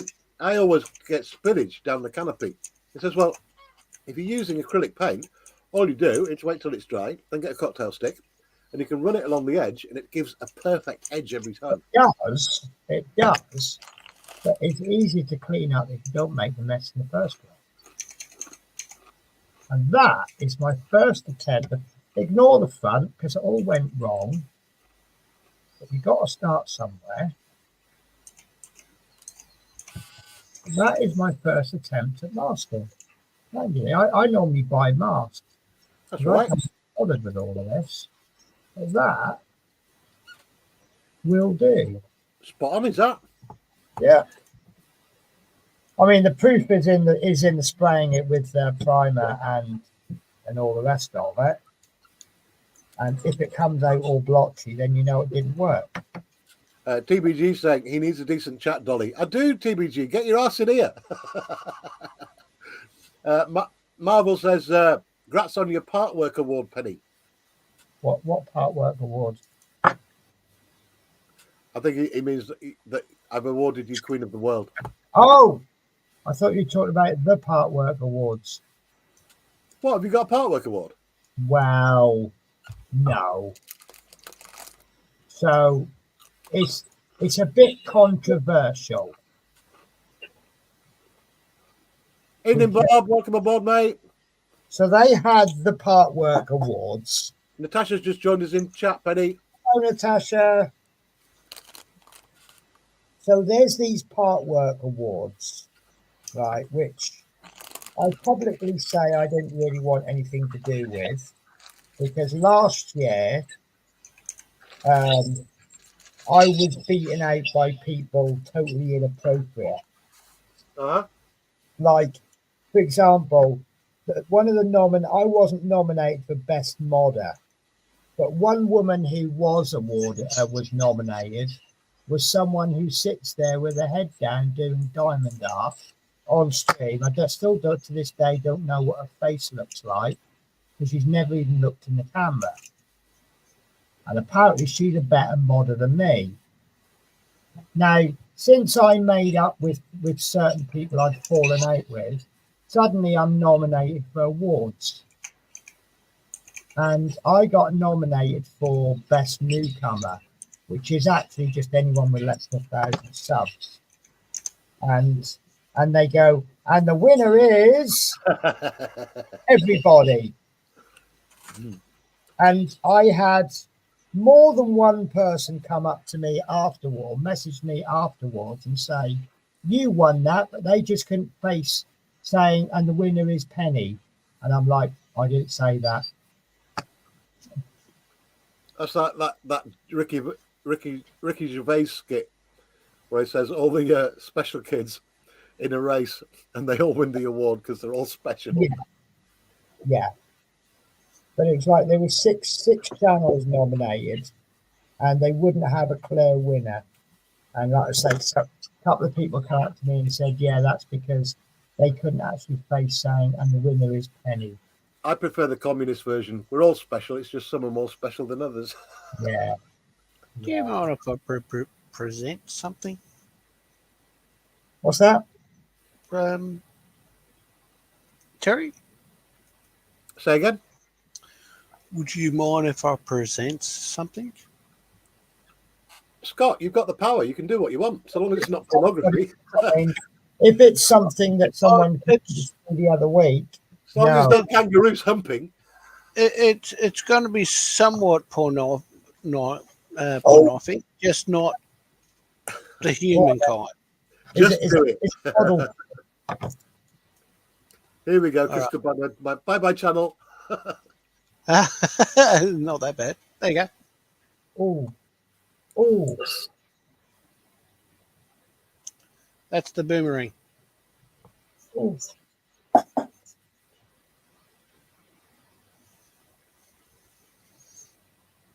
That's I'm pretty sure that's the same one that's housed at Tamura Museum. Do you know what it reminds me of? Mm. I'm going to have to find it now. Let me find it. It's a mixer. It's bits of You're aircraft. not like going to be happy wings. with me. I was going to say there's about 3 different aircraft there, isn't there? Well, it is. The wings are like the Harvards. I mean, the propeller looks very much like the Mustang. That goes round and round as well. Don't know about that, but Sorry, that was a joke. yeah. A very terrible joke. For some reason, it reminds me of this, and you're not going to be happy with me at all. Hang on. Present. Oh, Scott, you're going to hate me. Where's it gone? It's a mixture of 3 different aircraft. When they built that, it was a case of what do we do? They already built all this stuff, so they built stuff for the Harvard, the Wirrawurra, and something else. Nah, it looks nothing like it.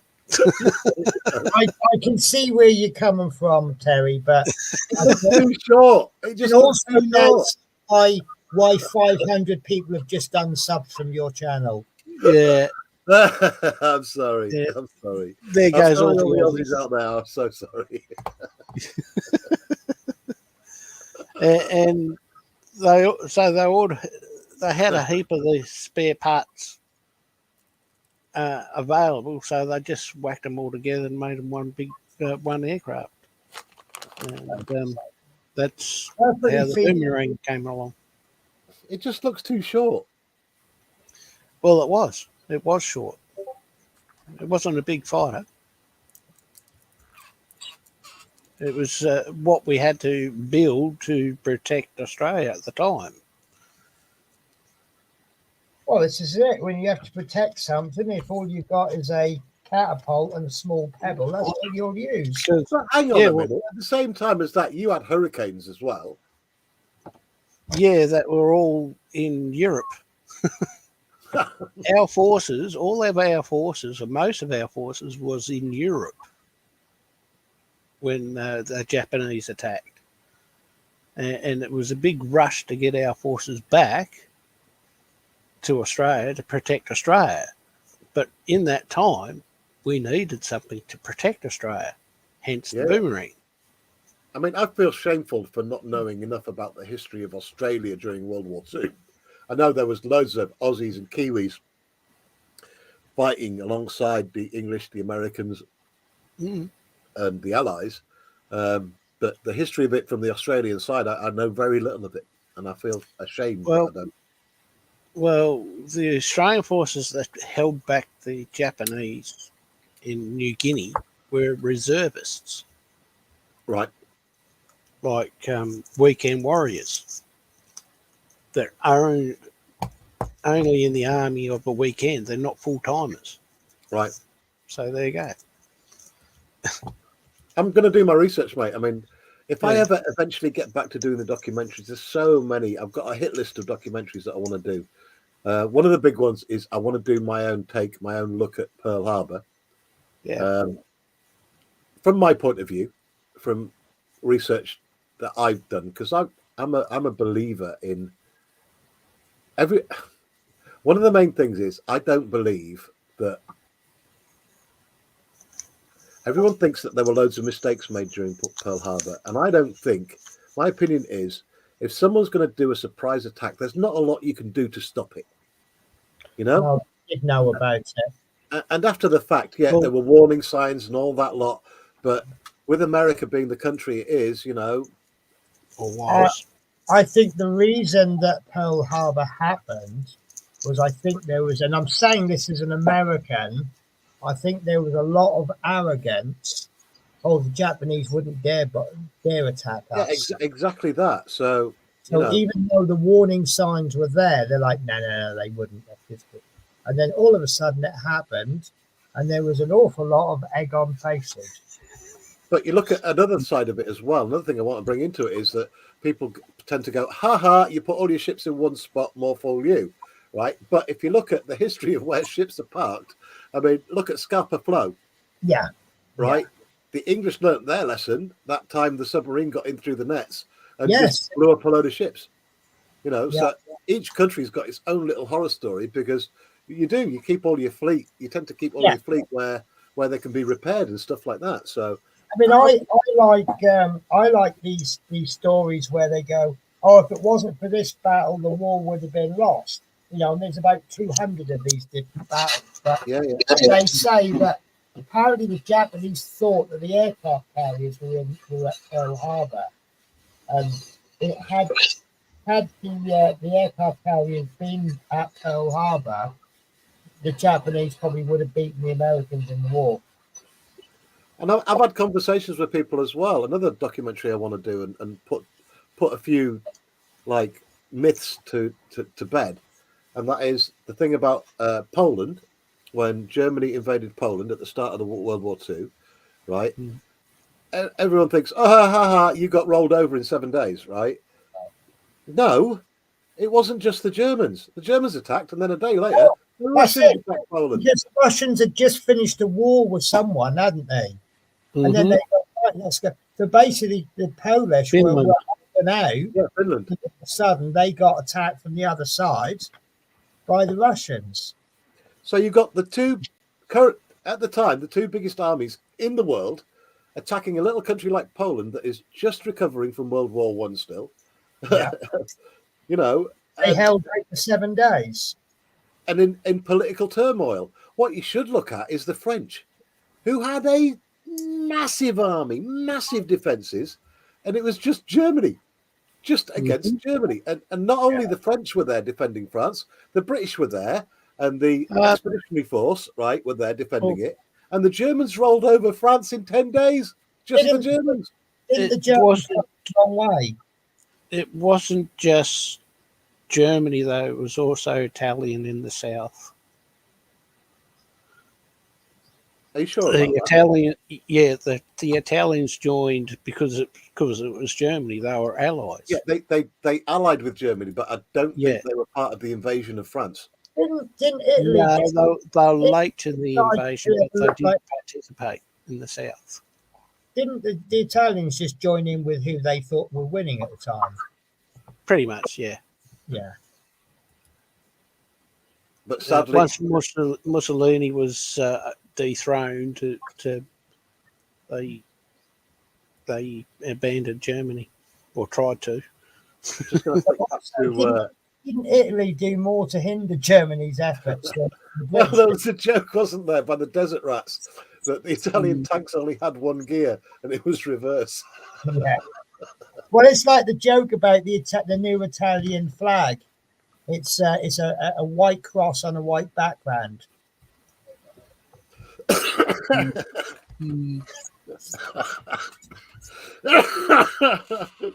I'm sorry. I apologise to anyone. That was funny. I don't think there's many Italian viewers, to be fair. Paul Price says, Terry, we only ever had one hurricane in Australia. Plenty of Tomahawks. Okay. John Alex says, very nice, Natasha, because Natasha's been on with still making a pink princess castle for Joshi. Lovely. TBG says, is Joshi riding a pink unicorn, Tasha? Yeah, he's got the whole lot on his TBG. He's got the whole lot on this TBG. Paul Price says, and then we got sent some second-hand Spitfires.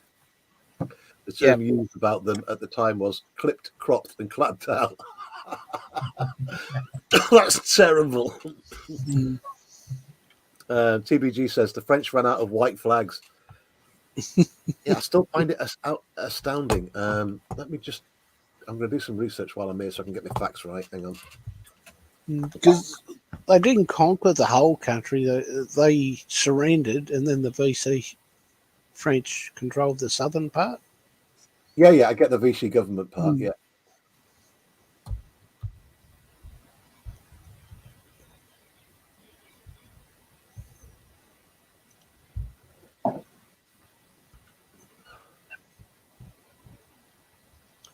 Italians weren't very good.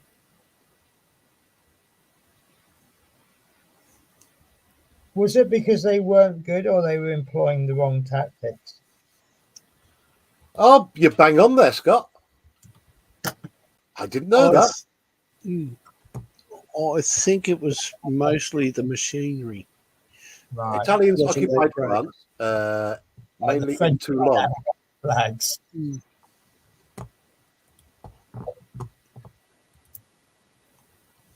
Okay, it's bordering on racism, this now. I guess goodbye to my channel again in the morning. In fact, when Japan bombed Darwin for the first time, it was bombed more than once, I might say. You know how to save your channel, Terry? Go on. Just say the word allegedly at the end of every sentence. No, just listen to Scott there, because it's often forgotten that Australia did get bombed by the Japanese. Yes, several times. See, at basic level, I always thought the war was basically Germany against the rest of Europe and America versus Japan. And obviously, any parts of the British Empire would be helping Britain in Europe. But now you've actually got the Australians fighting against the Japanese, and the Chinese were involved, weren't they? And all sorts. Because we only focus on the interesting bits. Like at school, we did the Battle of Britain, and that's it's a very edited down World War II history we get. Yeah, and because there's I think it's a YouTube channel called Today I Found Out. They did a series on what certain countries teach about World War II, like how the Japanese teach it in schools, and how the Germans and how the British teach it, and how the Americans teach it, and it's all completely different. Well, yeah, it's told from the point of view, like if Russians are teaching it, the Russians won the war. If Americans are teaching it, the Americans won the war. Yeah, but now, I think, is it the Japanese? They don't even teach it. They don't mention it. Yes, Paul. The midget sub attack in Sydney Harbour. It wasn't just Sydney, it was pretty much the entire east coast. Yeah. They did a few attacks on Townsville and places like that as well. But you know what they say? The history books were written by the winners. Yep. Yeah.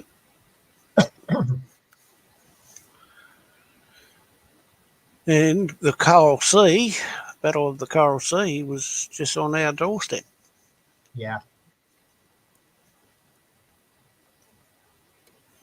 Sorry, I'm getting bored now, and I'm just arranging sprues and bits of blue tack on my desk. Yes, we're talking World War II history, modelling World War II. Yes, no diamond dots.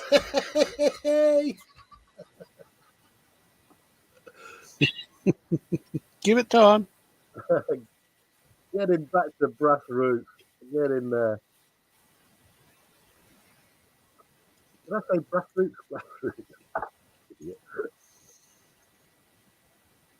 Right, here we go.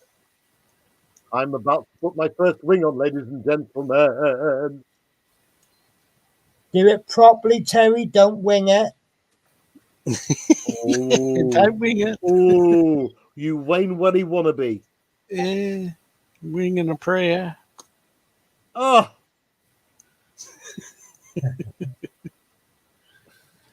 Oh, are you having another organism? I am. This is going to go together so well. I just need to get a hole drilled.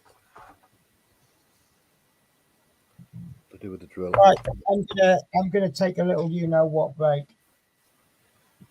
Penny, I wish you luck in the cold, rainy outside because it's peeing down over here. It's beautiful outside. I'm almost tempted to go out in short sleeve shirt, but I won't.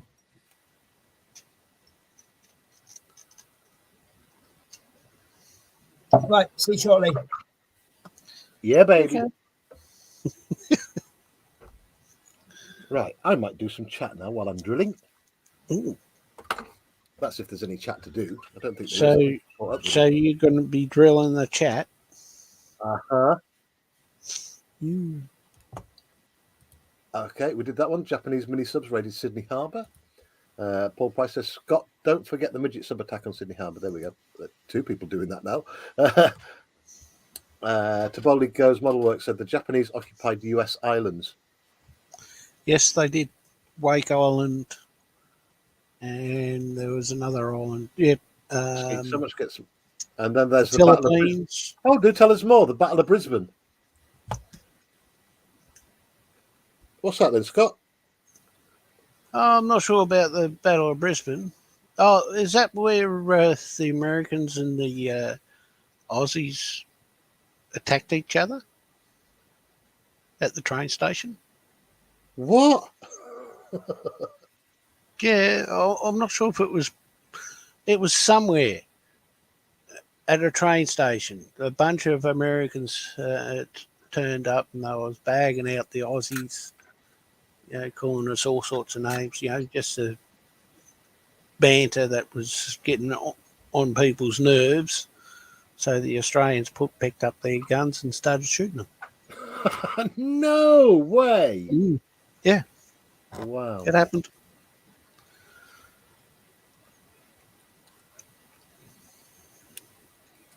Because they were complaining how they were sent to Australia to protect Australia or help protect Australia, and couldn't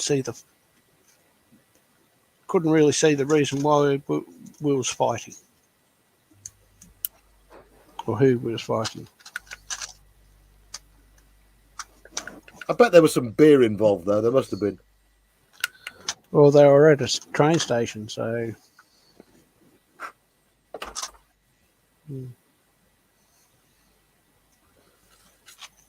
I've lost a Duvalaki, I do believe.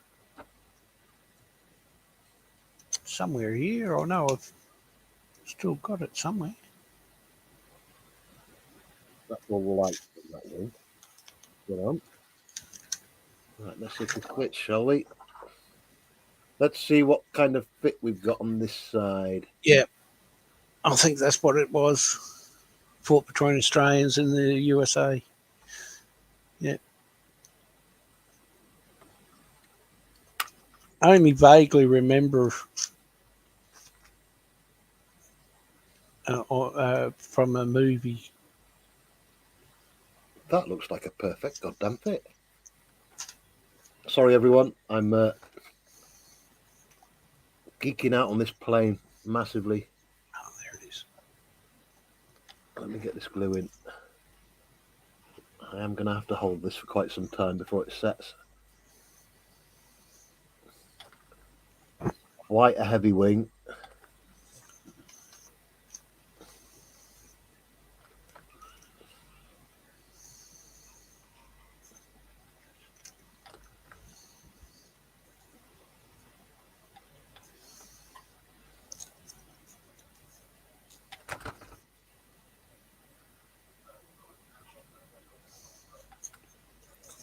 Okay, that side on, you stay there. Oh, beautiful.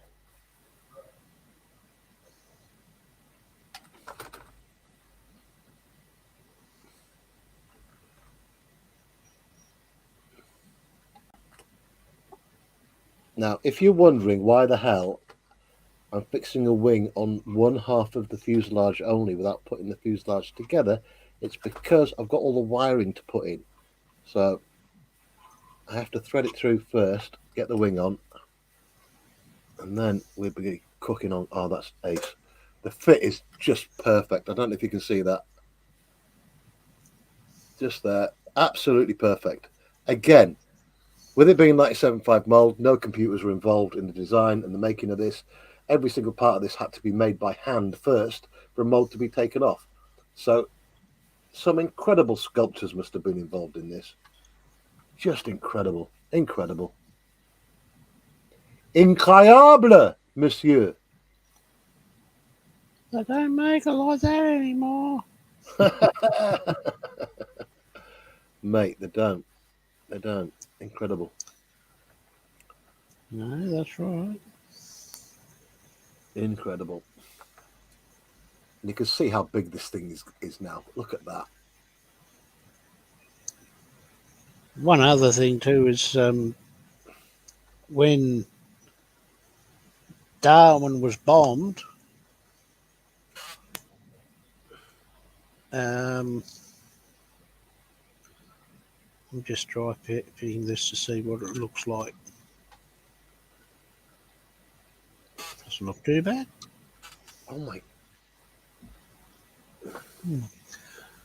When Darwin was first bombed, all we had for defence Sorry, mate. I'm just reading what TV G's just was. said. And then David Markey says, "Terry, send that kit back. The wings have bent." Go on, Scott. Yeah. Sorry, mate. I interrupted. What were you saying? No, that's fine. There is a video on YouTube, Scott, about it. Oh, okay, righto.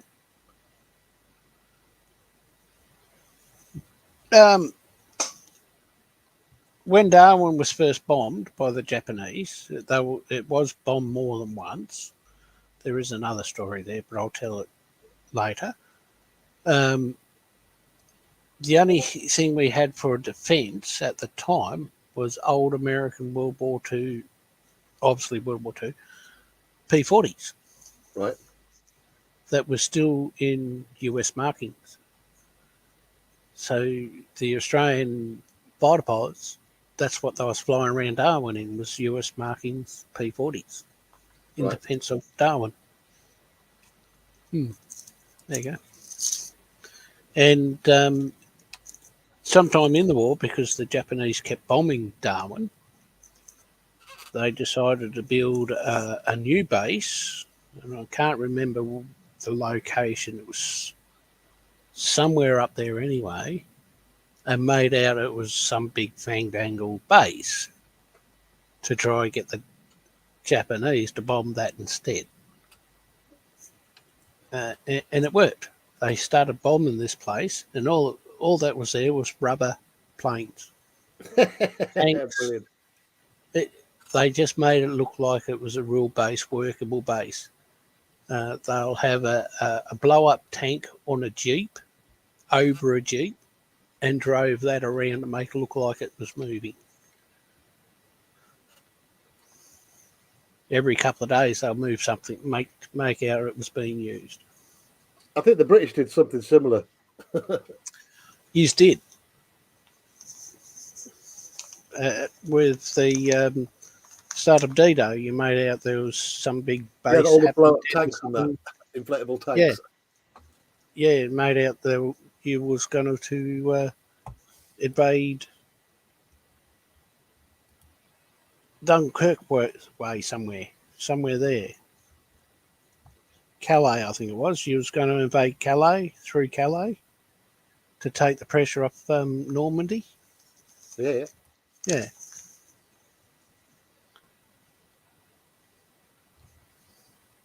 Hey guys, we're going to make midnight tonight. There's still Yes. 22 people watching. Get in there.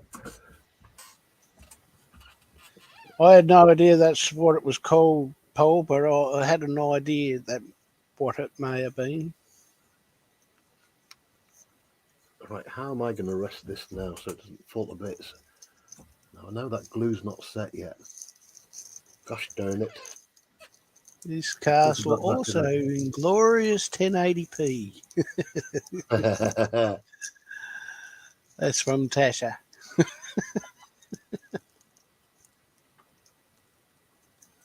Oh, I'm there. Get in there. Okay. I didn't know it was in Brisbane, though. I thought it was in Sydney or Melbourne somewhere. So there you go.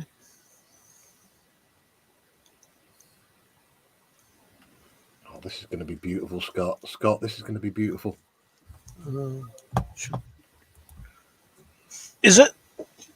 Yep, absolutely. The doggy Okay. doggies. I'm ready.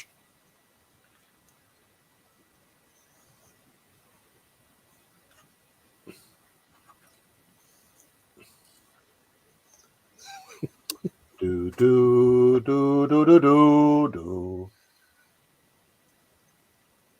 I shouldn't have glued on that square bit there.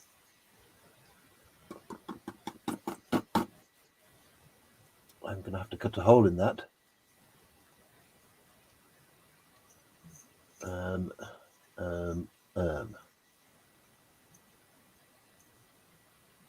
Right. Where are we going to have the wires coming out? Do do do do do do do. You stay there. Right, if I balance this on something like that, you're going to stay there? No, you're not. So I need to.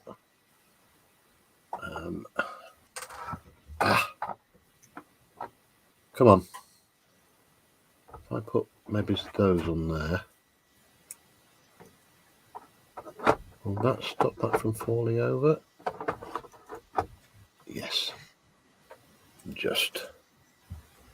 It's not opening up that gap, is it? Nope. Beautiful! I got a wing on. I got a wing on. I got a wing on. I got a wing on. I got a wing on. I got a wing on. I got a wing on. La la la la la la la. Idiot. Right, let's put the other wing on. Shall we? Okay, I need a holy in the moldy. There. Right, get that lined up. Put a dot where I need to make my hole. Oh, here. Just there. I don't want that. Just like a hole. Just there. Alright. Let us make a hole. Hey, Robert's joined us. Hey, Robert, welcome aboard, my friend.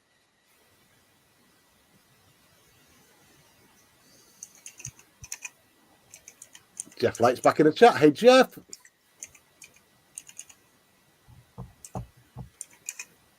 I still find it unbelievable that 22 people are watching us at 10 to 11 on a Tuesday night. But thank you for staying with us, everybody. We are still streaming to X, Twitter, Twitch, and the YouTube, of course, in full, glorious 1080p. And I've got no work tomorrow. I'm on holiday, but I've got a funny feeling I might get called out to work. So I will start up a stream, but hopefully someone with admin rights will be joining me so that they can take over if I do get called into work. Because we have got a refit going on at the moment and things keep going wrong. So I'm just going to put that there for a second. Enjoy a little bit of my coffee while I drill a hole. No, I'm not. I'm going to hold on to it and then drill a hole. Where is it? Where's my drill? There it is.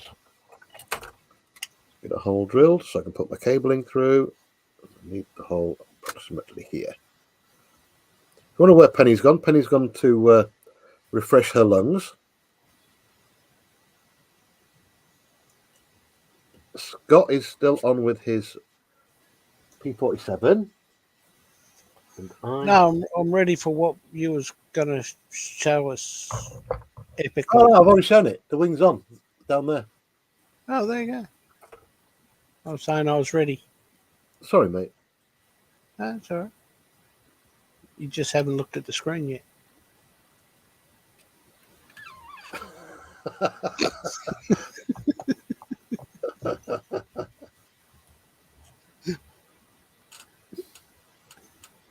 See, I was ready. I just realised what that is. Oh, you git.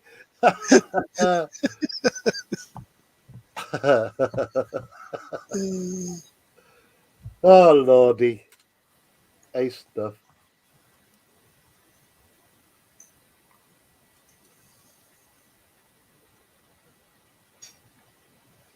Come on, holes.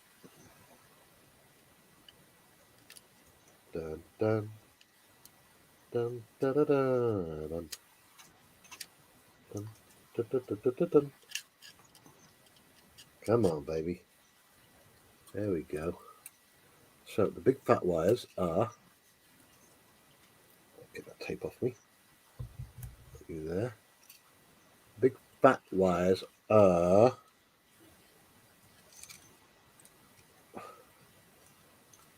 the propeller, and the skinny wires are. Oh, let's do it.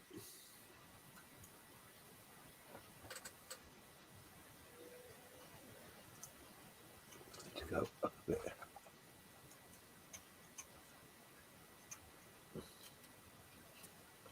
Skinny wires are the lights, so I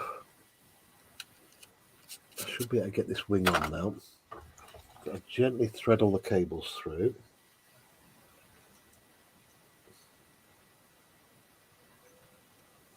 Right. Okie dokie. What I'm going to do is make them all the correct length, firstly. There. Then, if I can, manage to wrap a little bit of tammy tape around these nubbies. I know to where all the reds go together.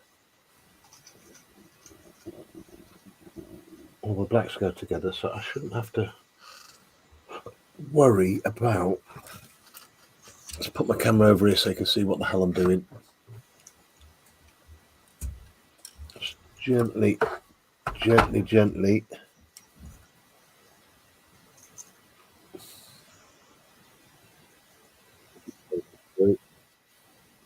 think I've gone now about 100 hours streaming without injuring myself. That would be a world record. It could be. Mm. I know there's a few people going, boo, we only watch for you hurting yourself. I bet they don't. But hey, look, when you're trying out new stuff, like all the laser stuff in my models that's never been done before and you're experimenting, you have to expect a certain amount of, shall we say, accidents. Come on. What makes it all the more... Right, I need you. Right, there's no... What's that there? Oh, that's off of that. Okay.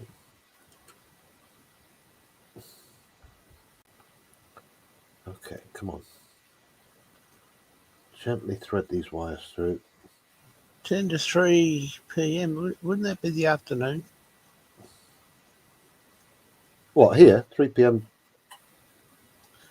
Robert Ensign. Oh, Robert, in Canada. Oh, is that where he is? He's got crazy time zone as well.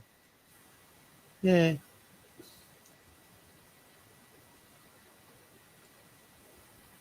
Hello, Robert. Now that I know who you are.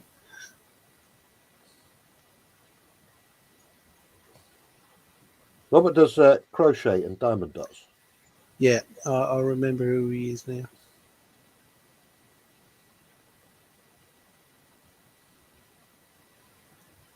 Where the hell's that wire gone? Are you tangling up in there, are you? Come here. Come here. Ah, it's gone up there. That's why. Come. Come to Papa. Get you through there. Come on. Oh, I'm having difficulty here threading the cables. I should have put it on one of my sticks. In fact, that's what I'm going to do. You just stay there. Get one of my threading sticks. Knife.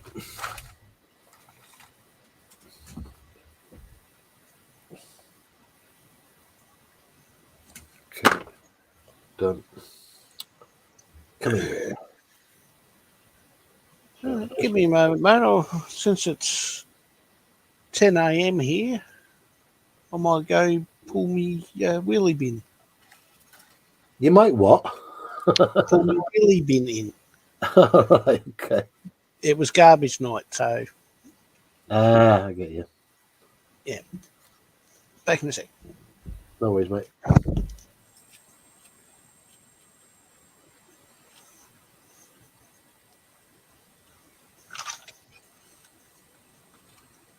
Right, we're there. We are there.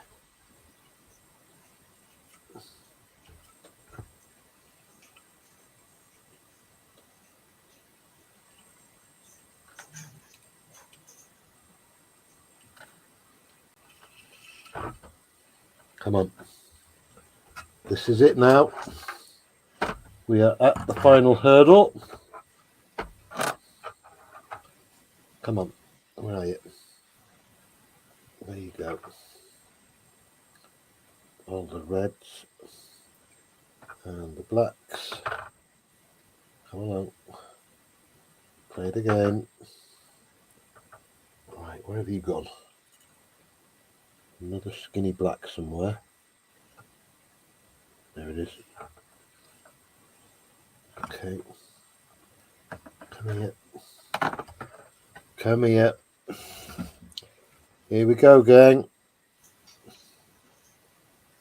If this fits first time, I'm going to be singing. Oh, you absolute demon.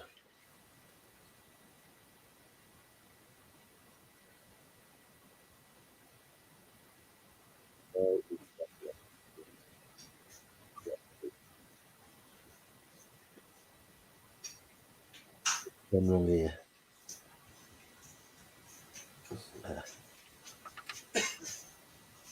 That's in now. Got it. Got it. Got it. Got it. Got it. Got it. Okay, you stay there. Let's get some magic glue on.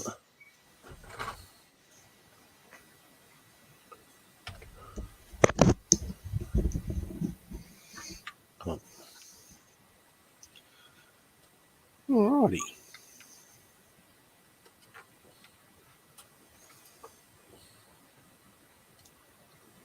Why aren't you?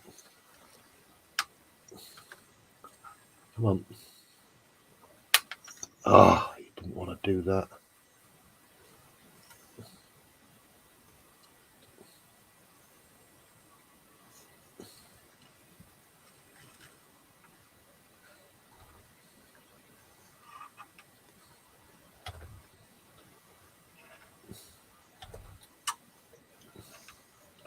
This side is not as good a fit as the other one. Not by a long margin.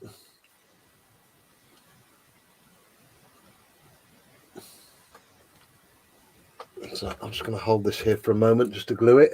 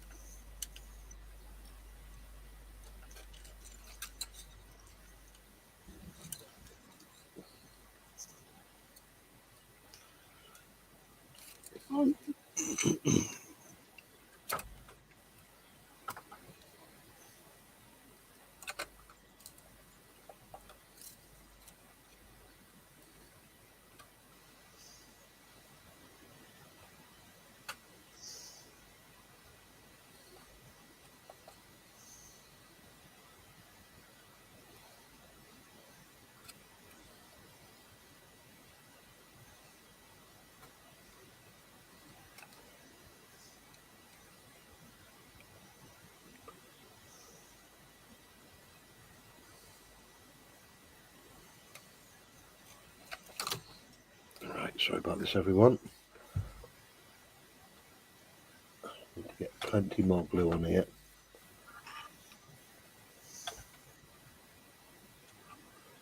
But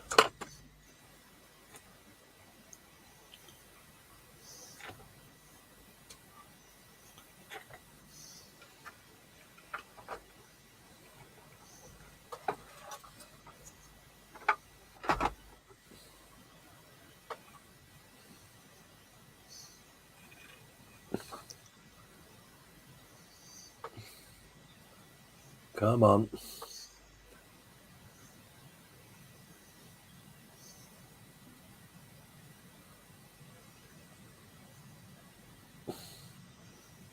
This side wing is not a good fit at all. Got a gaping great gap at the front and at the back and underneath. So lots more shims are going to be required, and I've just broken off a bit on the inside cockpit by holding it too hard. Bugger. No worries, I can fix it. I can fix it, Scott. We can rebuild him.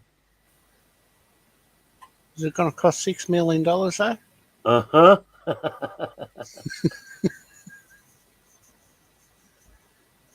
Actually, that'd probably be $6 billion dollars in today's money, wouldn't it? Yes, mate. Have they remade the $6 million man? I stirred some chuntrins that they were remaking it. I've heard talks. I have never seen it though. I don't know much more about it than that. I've heard talks, but nothing yet. Do do do do. Mind you, it might be out there. I just haven't seen it. Yeah, quite possibly. I'm saying. Let's have a look.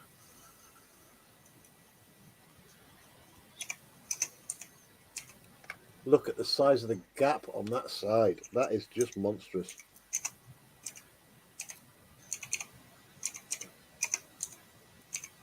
Steve Austin.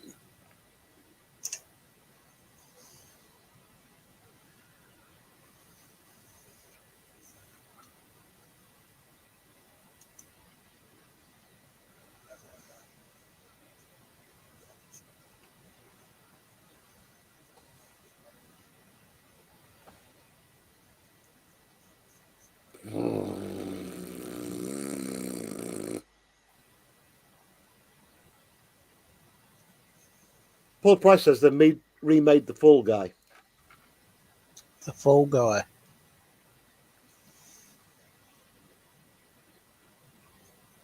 They've remade MacGyver too. Actually, I don't know if it's a continuation or a remake, but yeah.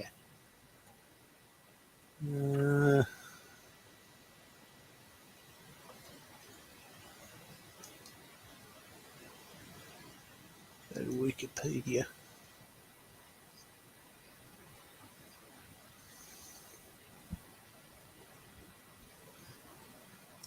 Ran from 1973 to 1978.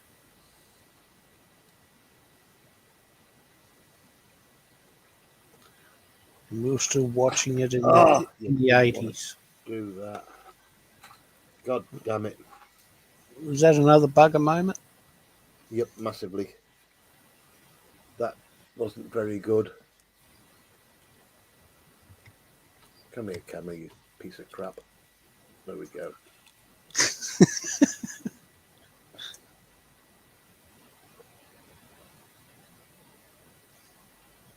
Right. Why aren't you fitting, you piece of absolute... you beautiful model, you!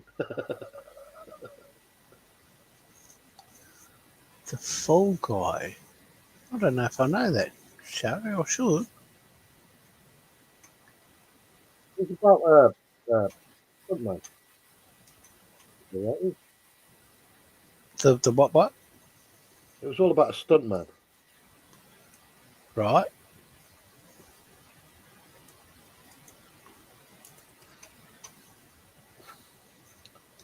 Absolutely muff this.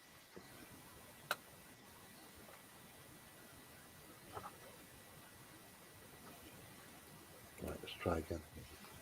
Try again. Oh yeah, 2024.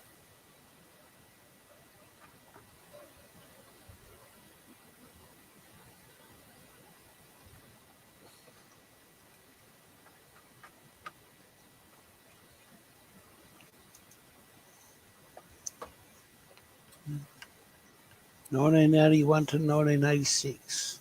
Lee Majors. Ah.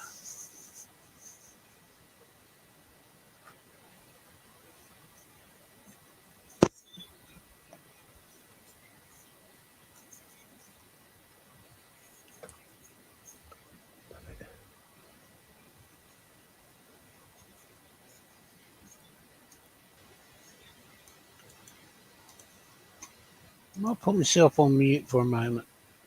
Okay, mate.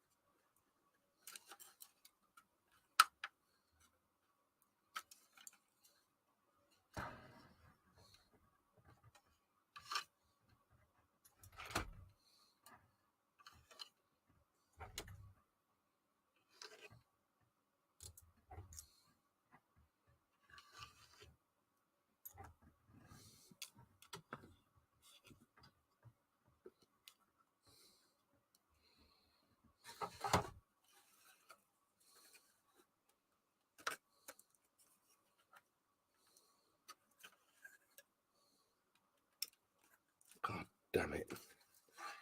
Why? Why is there that massive freaking gap down there?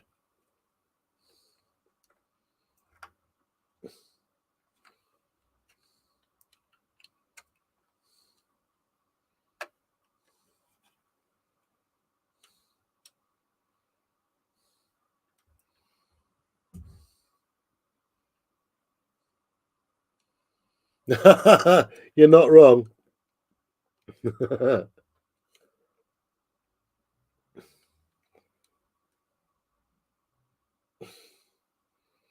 other wing fitted beautifully. This one, not a goddamn chance. This is going to want a serious amount of fillering. Ah, it was all going too well.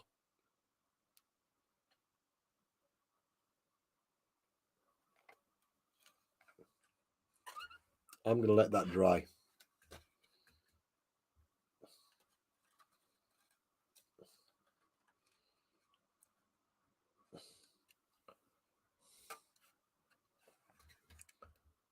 In fact, no, I'm going to get a shim on that right now to support it. Come here, you. Right, so if I just put you there like that for now, and I can get a shim made. Do my shimmy shim. Shimmy shim shim. Shimmalama ding dong.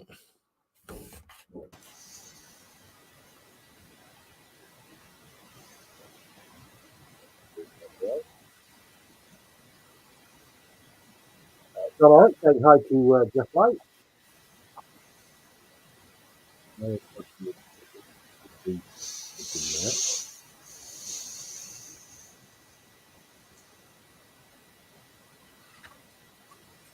Okay.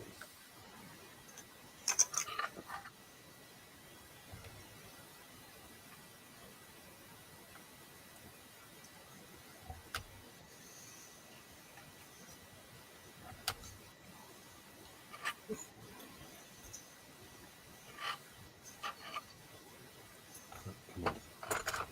Get a decent brush in there.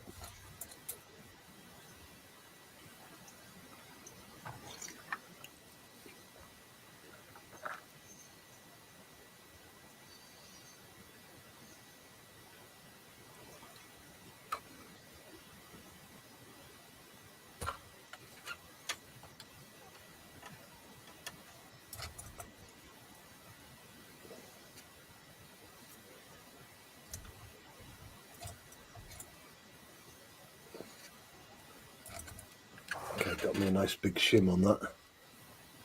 Hopefully this will now go together just a little bit better. Nice work. Oh, it's a huge gap, though. It was like 3 mil gap.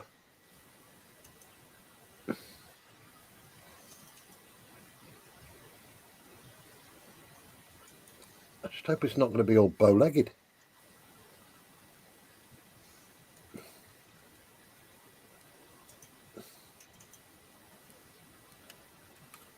Come on. Play with me now.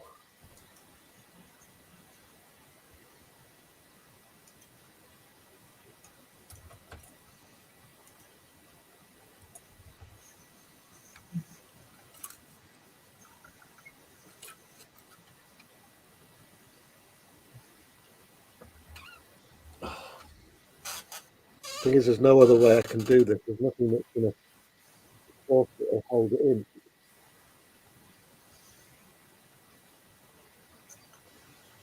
Just moved your camera. Sorry, mate. As you can see, the gap Yeah. there is just awful. Absolutely. I could see it on the top.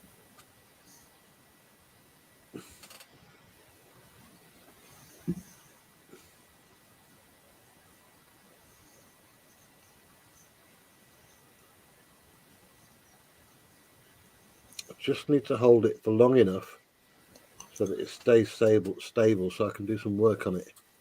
Mm-hmm. You got the quick setting one to me extra It thin, is. haven't I'm you? using the quick setting, mate. Yeah. But because it's under stress, it's just pulling it apart. Yep. But I think I can just balance this now because the top has set. I just need to... Oh, wow. What a shame. Everything was going together so well. I think what I need to do is just clamp this down. Let me just balance this amount.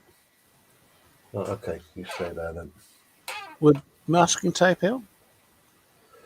No, because it's at a stupid angle. It won't. Yeah, right. But I've got it balanced there. I'm just going to leave it like that for a little while. Mm-hmm.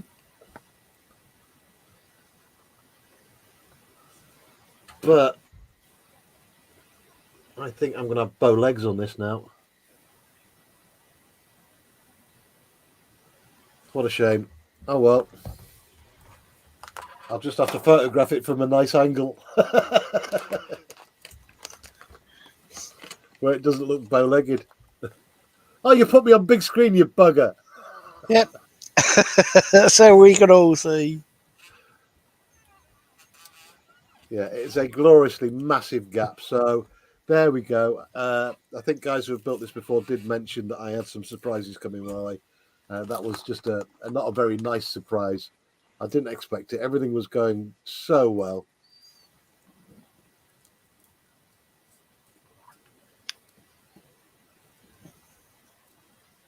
But it's all fixable, so I'm absolutely not bothered.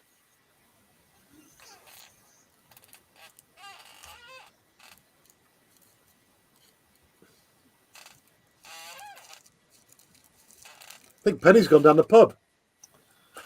It seems like it. I thought she was just going for a cigarette, but Could have invited us. she's probably gone to the shop to get some. I might have to go get some more coffee as well. I've just run out. Oh, no. Can't have that.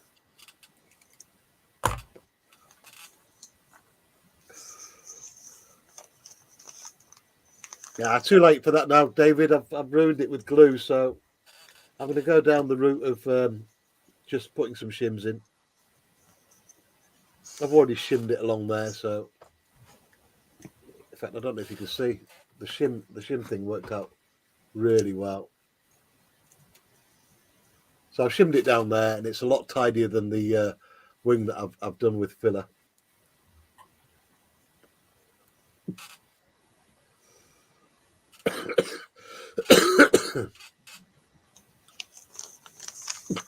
People have been popping in and out all night. It's been awesome.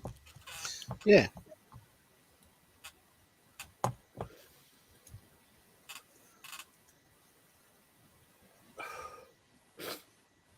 Yay, I've just got a new sub. First new sub in 2 days. Hurrah! Oh, nice. It was going along quite nicely. I was getting five subs a day at one point, but it's all tailed off now. But I don't know if that's down to YouTube removing some, adding some, doing their usual shenanigans. Yeah. I just need to get some decent documentary content out to up my subs, really. Twitch is starting to do that too now. What's that? Remove Twitch, subscribers? yeah, unsubscribing or unfollowing, as All they right, call okay. it.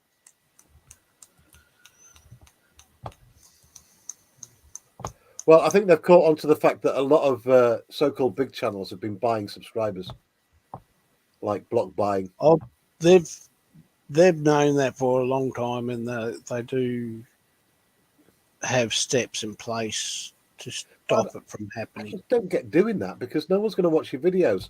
The monetization Yeah. system on YouTube is on views, individual views from different IPs. Mhm. So you really have to go some to fake it all. People do it though. I ain't doing it. Just build normally. No, that's right. It's always better. Doing it naturally is better than.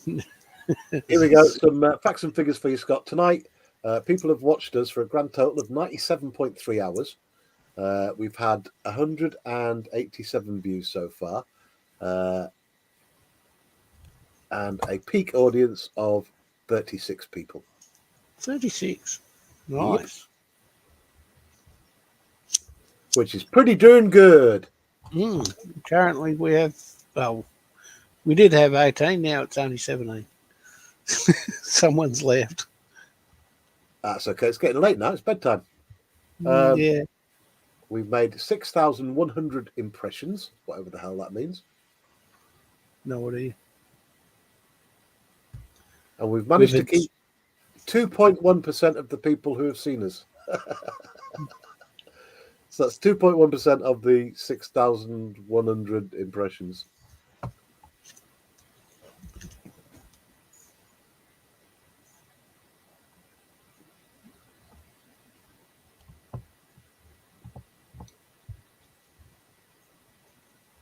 Views from impressions, 137. Watch time from impressions, 54.26 hours. Wow.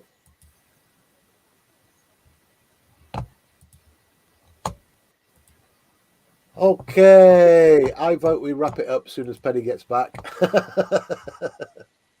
That's if she comes back. She did this to us before, didn't she? I don't know, has she? Yeah, she disappeared and didn't come back. Yeah. Yeah, actually, I think I do remember that. She was at the hotel, I think, and she got talking to someone outside.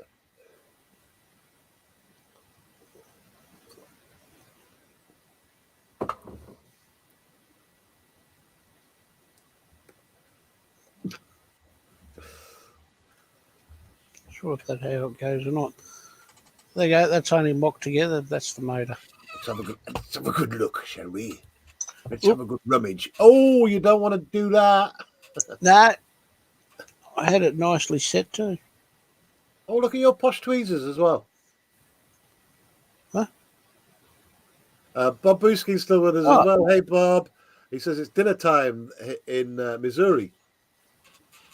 I got these from Temu for about $2 each. And I bought two just to see what they were like. Right. And they're really, really good. So I went and got another 6. They look it.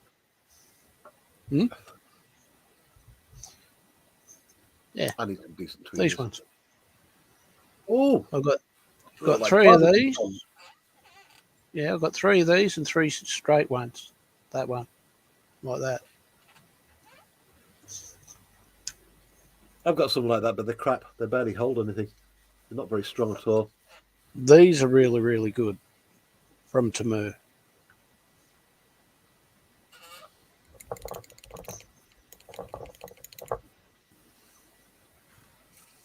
Right, that wing will have to wait till tomorrow. Hopefully, it will have stuck a bit so I can do some filling on it or some shimming. See, where was that? Oh, there. Oh, it's come off. That's why I can't see it. It came off.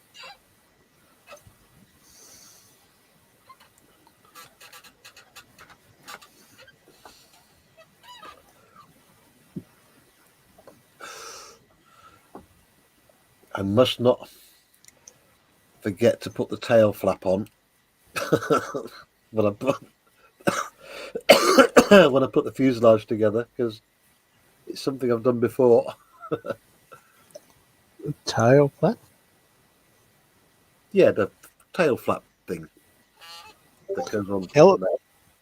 The elevator? Nah, the flap. Rudder. That's what I mean. Ah, the rudder. Yeah. You want to have a rudding good time. There you go. Beautiful, that, mate. Beautiful. That's how you do a rotary engine, everybody.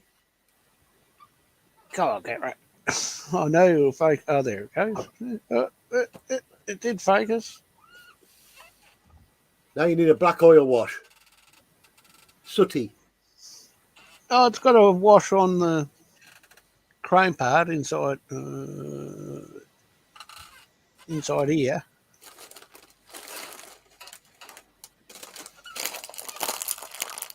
But I will put another wash on it once it's all together.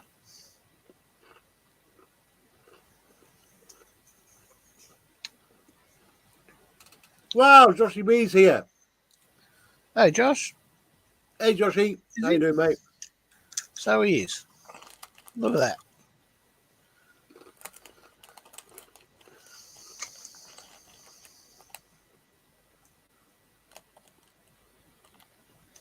You're eating those chips again, aren't you?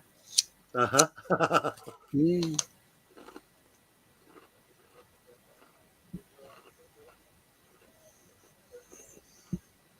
Well, while off camera, I'm going to paint them, and something else, and I can't think what it was. I've got to paint that to some. Apparently, it's a wood colour, but I doubt it would have been a wood colour. That's some sort of hydraulic tank. Well, Manuel did a demo of how to do wood the other day. Yeah, but I doubt they would have made it out of wood.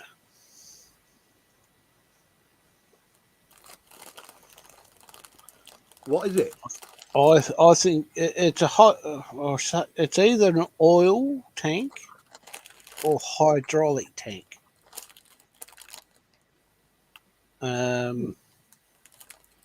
So it's either going to be red, Paul Price says try copper. copper. Yeah, that'll work.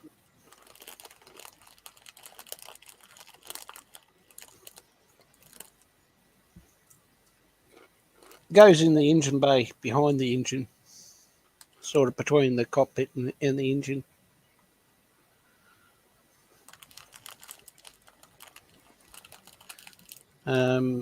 And Trumpeter says it's a wooden colour, but I doubt it would be. Very much doubt it. Yeah. Dr. B says he's never late, never early. He arrives at the precise time he's meant to.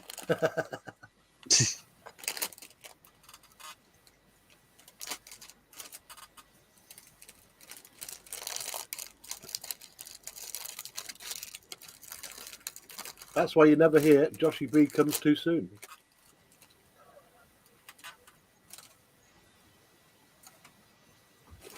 Oh, that could be a whole different meaning that I'm not going to go near.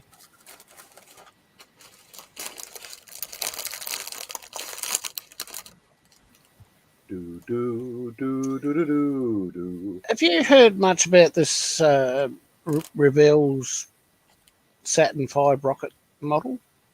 Nope. Do tell. Oh, I've been thinking about. Oh, I don't know Revell. I know Airfix does one as well. I've just been thinking about doing it. That's all. It's about Yeah, Josh, $300. it's been really good. Josh is asking us, did we have a good stream? Yeah, it's been really good, actually, mate. Even better now you're here. Oh.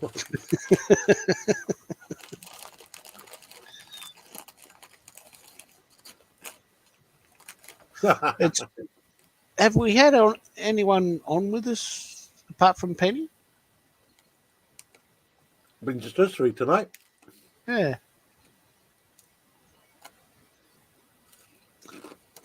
How's that kit, Paul? Like, have you built it yet, or is it just in your stash?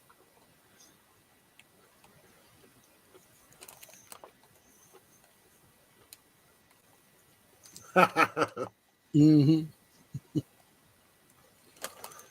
I would say come in, Joshy, but we're about to finish shortly. Yeah.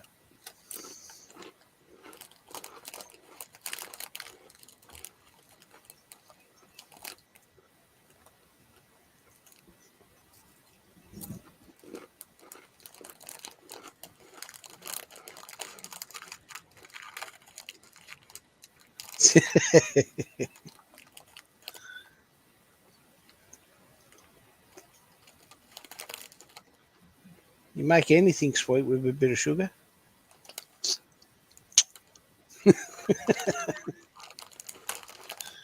Or even honey. Oh, no. There we go.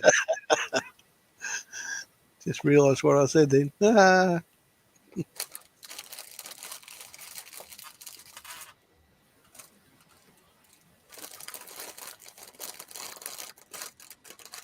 Right, gang. I'm going to call it. It's 11:30 on a Tuesday night in cold and raining England. Airfix one's more accurate. Okay. Yep. Fix my gosh darn camera. There we go. Beautiful. I might have a look. Thank you.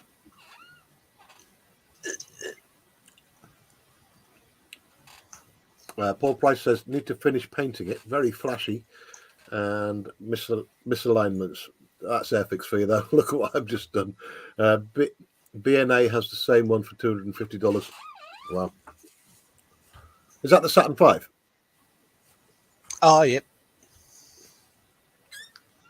I assume so. And Joshy B says, I don't need sugar, Scott. I'm sweet enough, buttercup. Let's take it home. I'm back at some point tomorrow. I've got a day off tomorrow, so I don't know what time, but I will be doing a pop-up at some point. Or if the boys are on, I might join them. We'll see. I thank everyone for joining us tonight, wherever you are in the world. On behalf of myself and Scott and Penny, who's disappeared. Oh, she's back. She's back. I'm sorry. Okay, we can go until 12 now. Have I just caught you just as saying goodbye? Yeah, just saying goodbye to everyone. If you haven't subbed to Penny, please do. Let's get Penny up there. And if you haven't subbed to Scott yet, let's get Scott there as well. So I'll be popping up tomorrow at some point. Don't know when, but we'll see. As soon as I crawl out my pit, I'll probably crank it up again and see how this wing goes, because Penny, there was like a 2 mil gap on that wing on the joint. On both sides, it just did not You fit. wanted that, didn't you? Because you just want to put more styrene stents in. Well, there we go. Shims, sorry, not stents, shims. It's a great idea. Shims instead of filler. So, everyone, thank you for joining us. We're back tomorrow. I'm going to say a good and asked and present something. Hang on. Let me present something. I don't know what I'm going to present. I know what I'm going to present. Let me present something. And we can say goodnight. Hang on.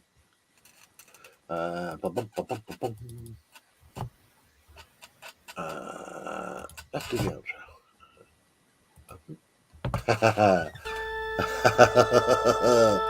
We have got coming up on the 2nd of March, Saturday, 10 o'clock, season 2 of the Show and Tell Show. Let's get out of here. Good night, everybody. Not everyone.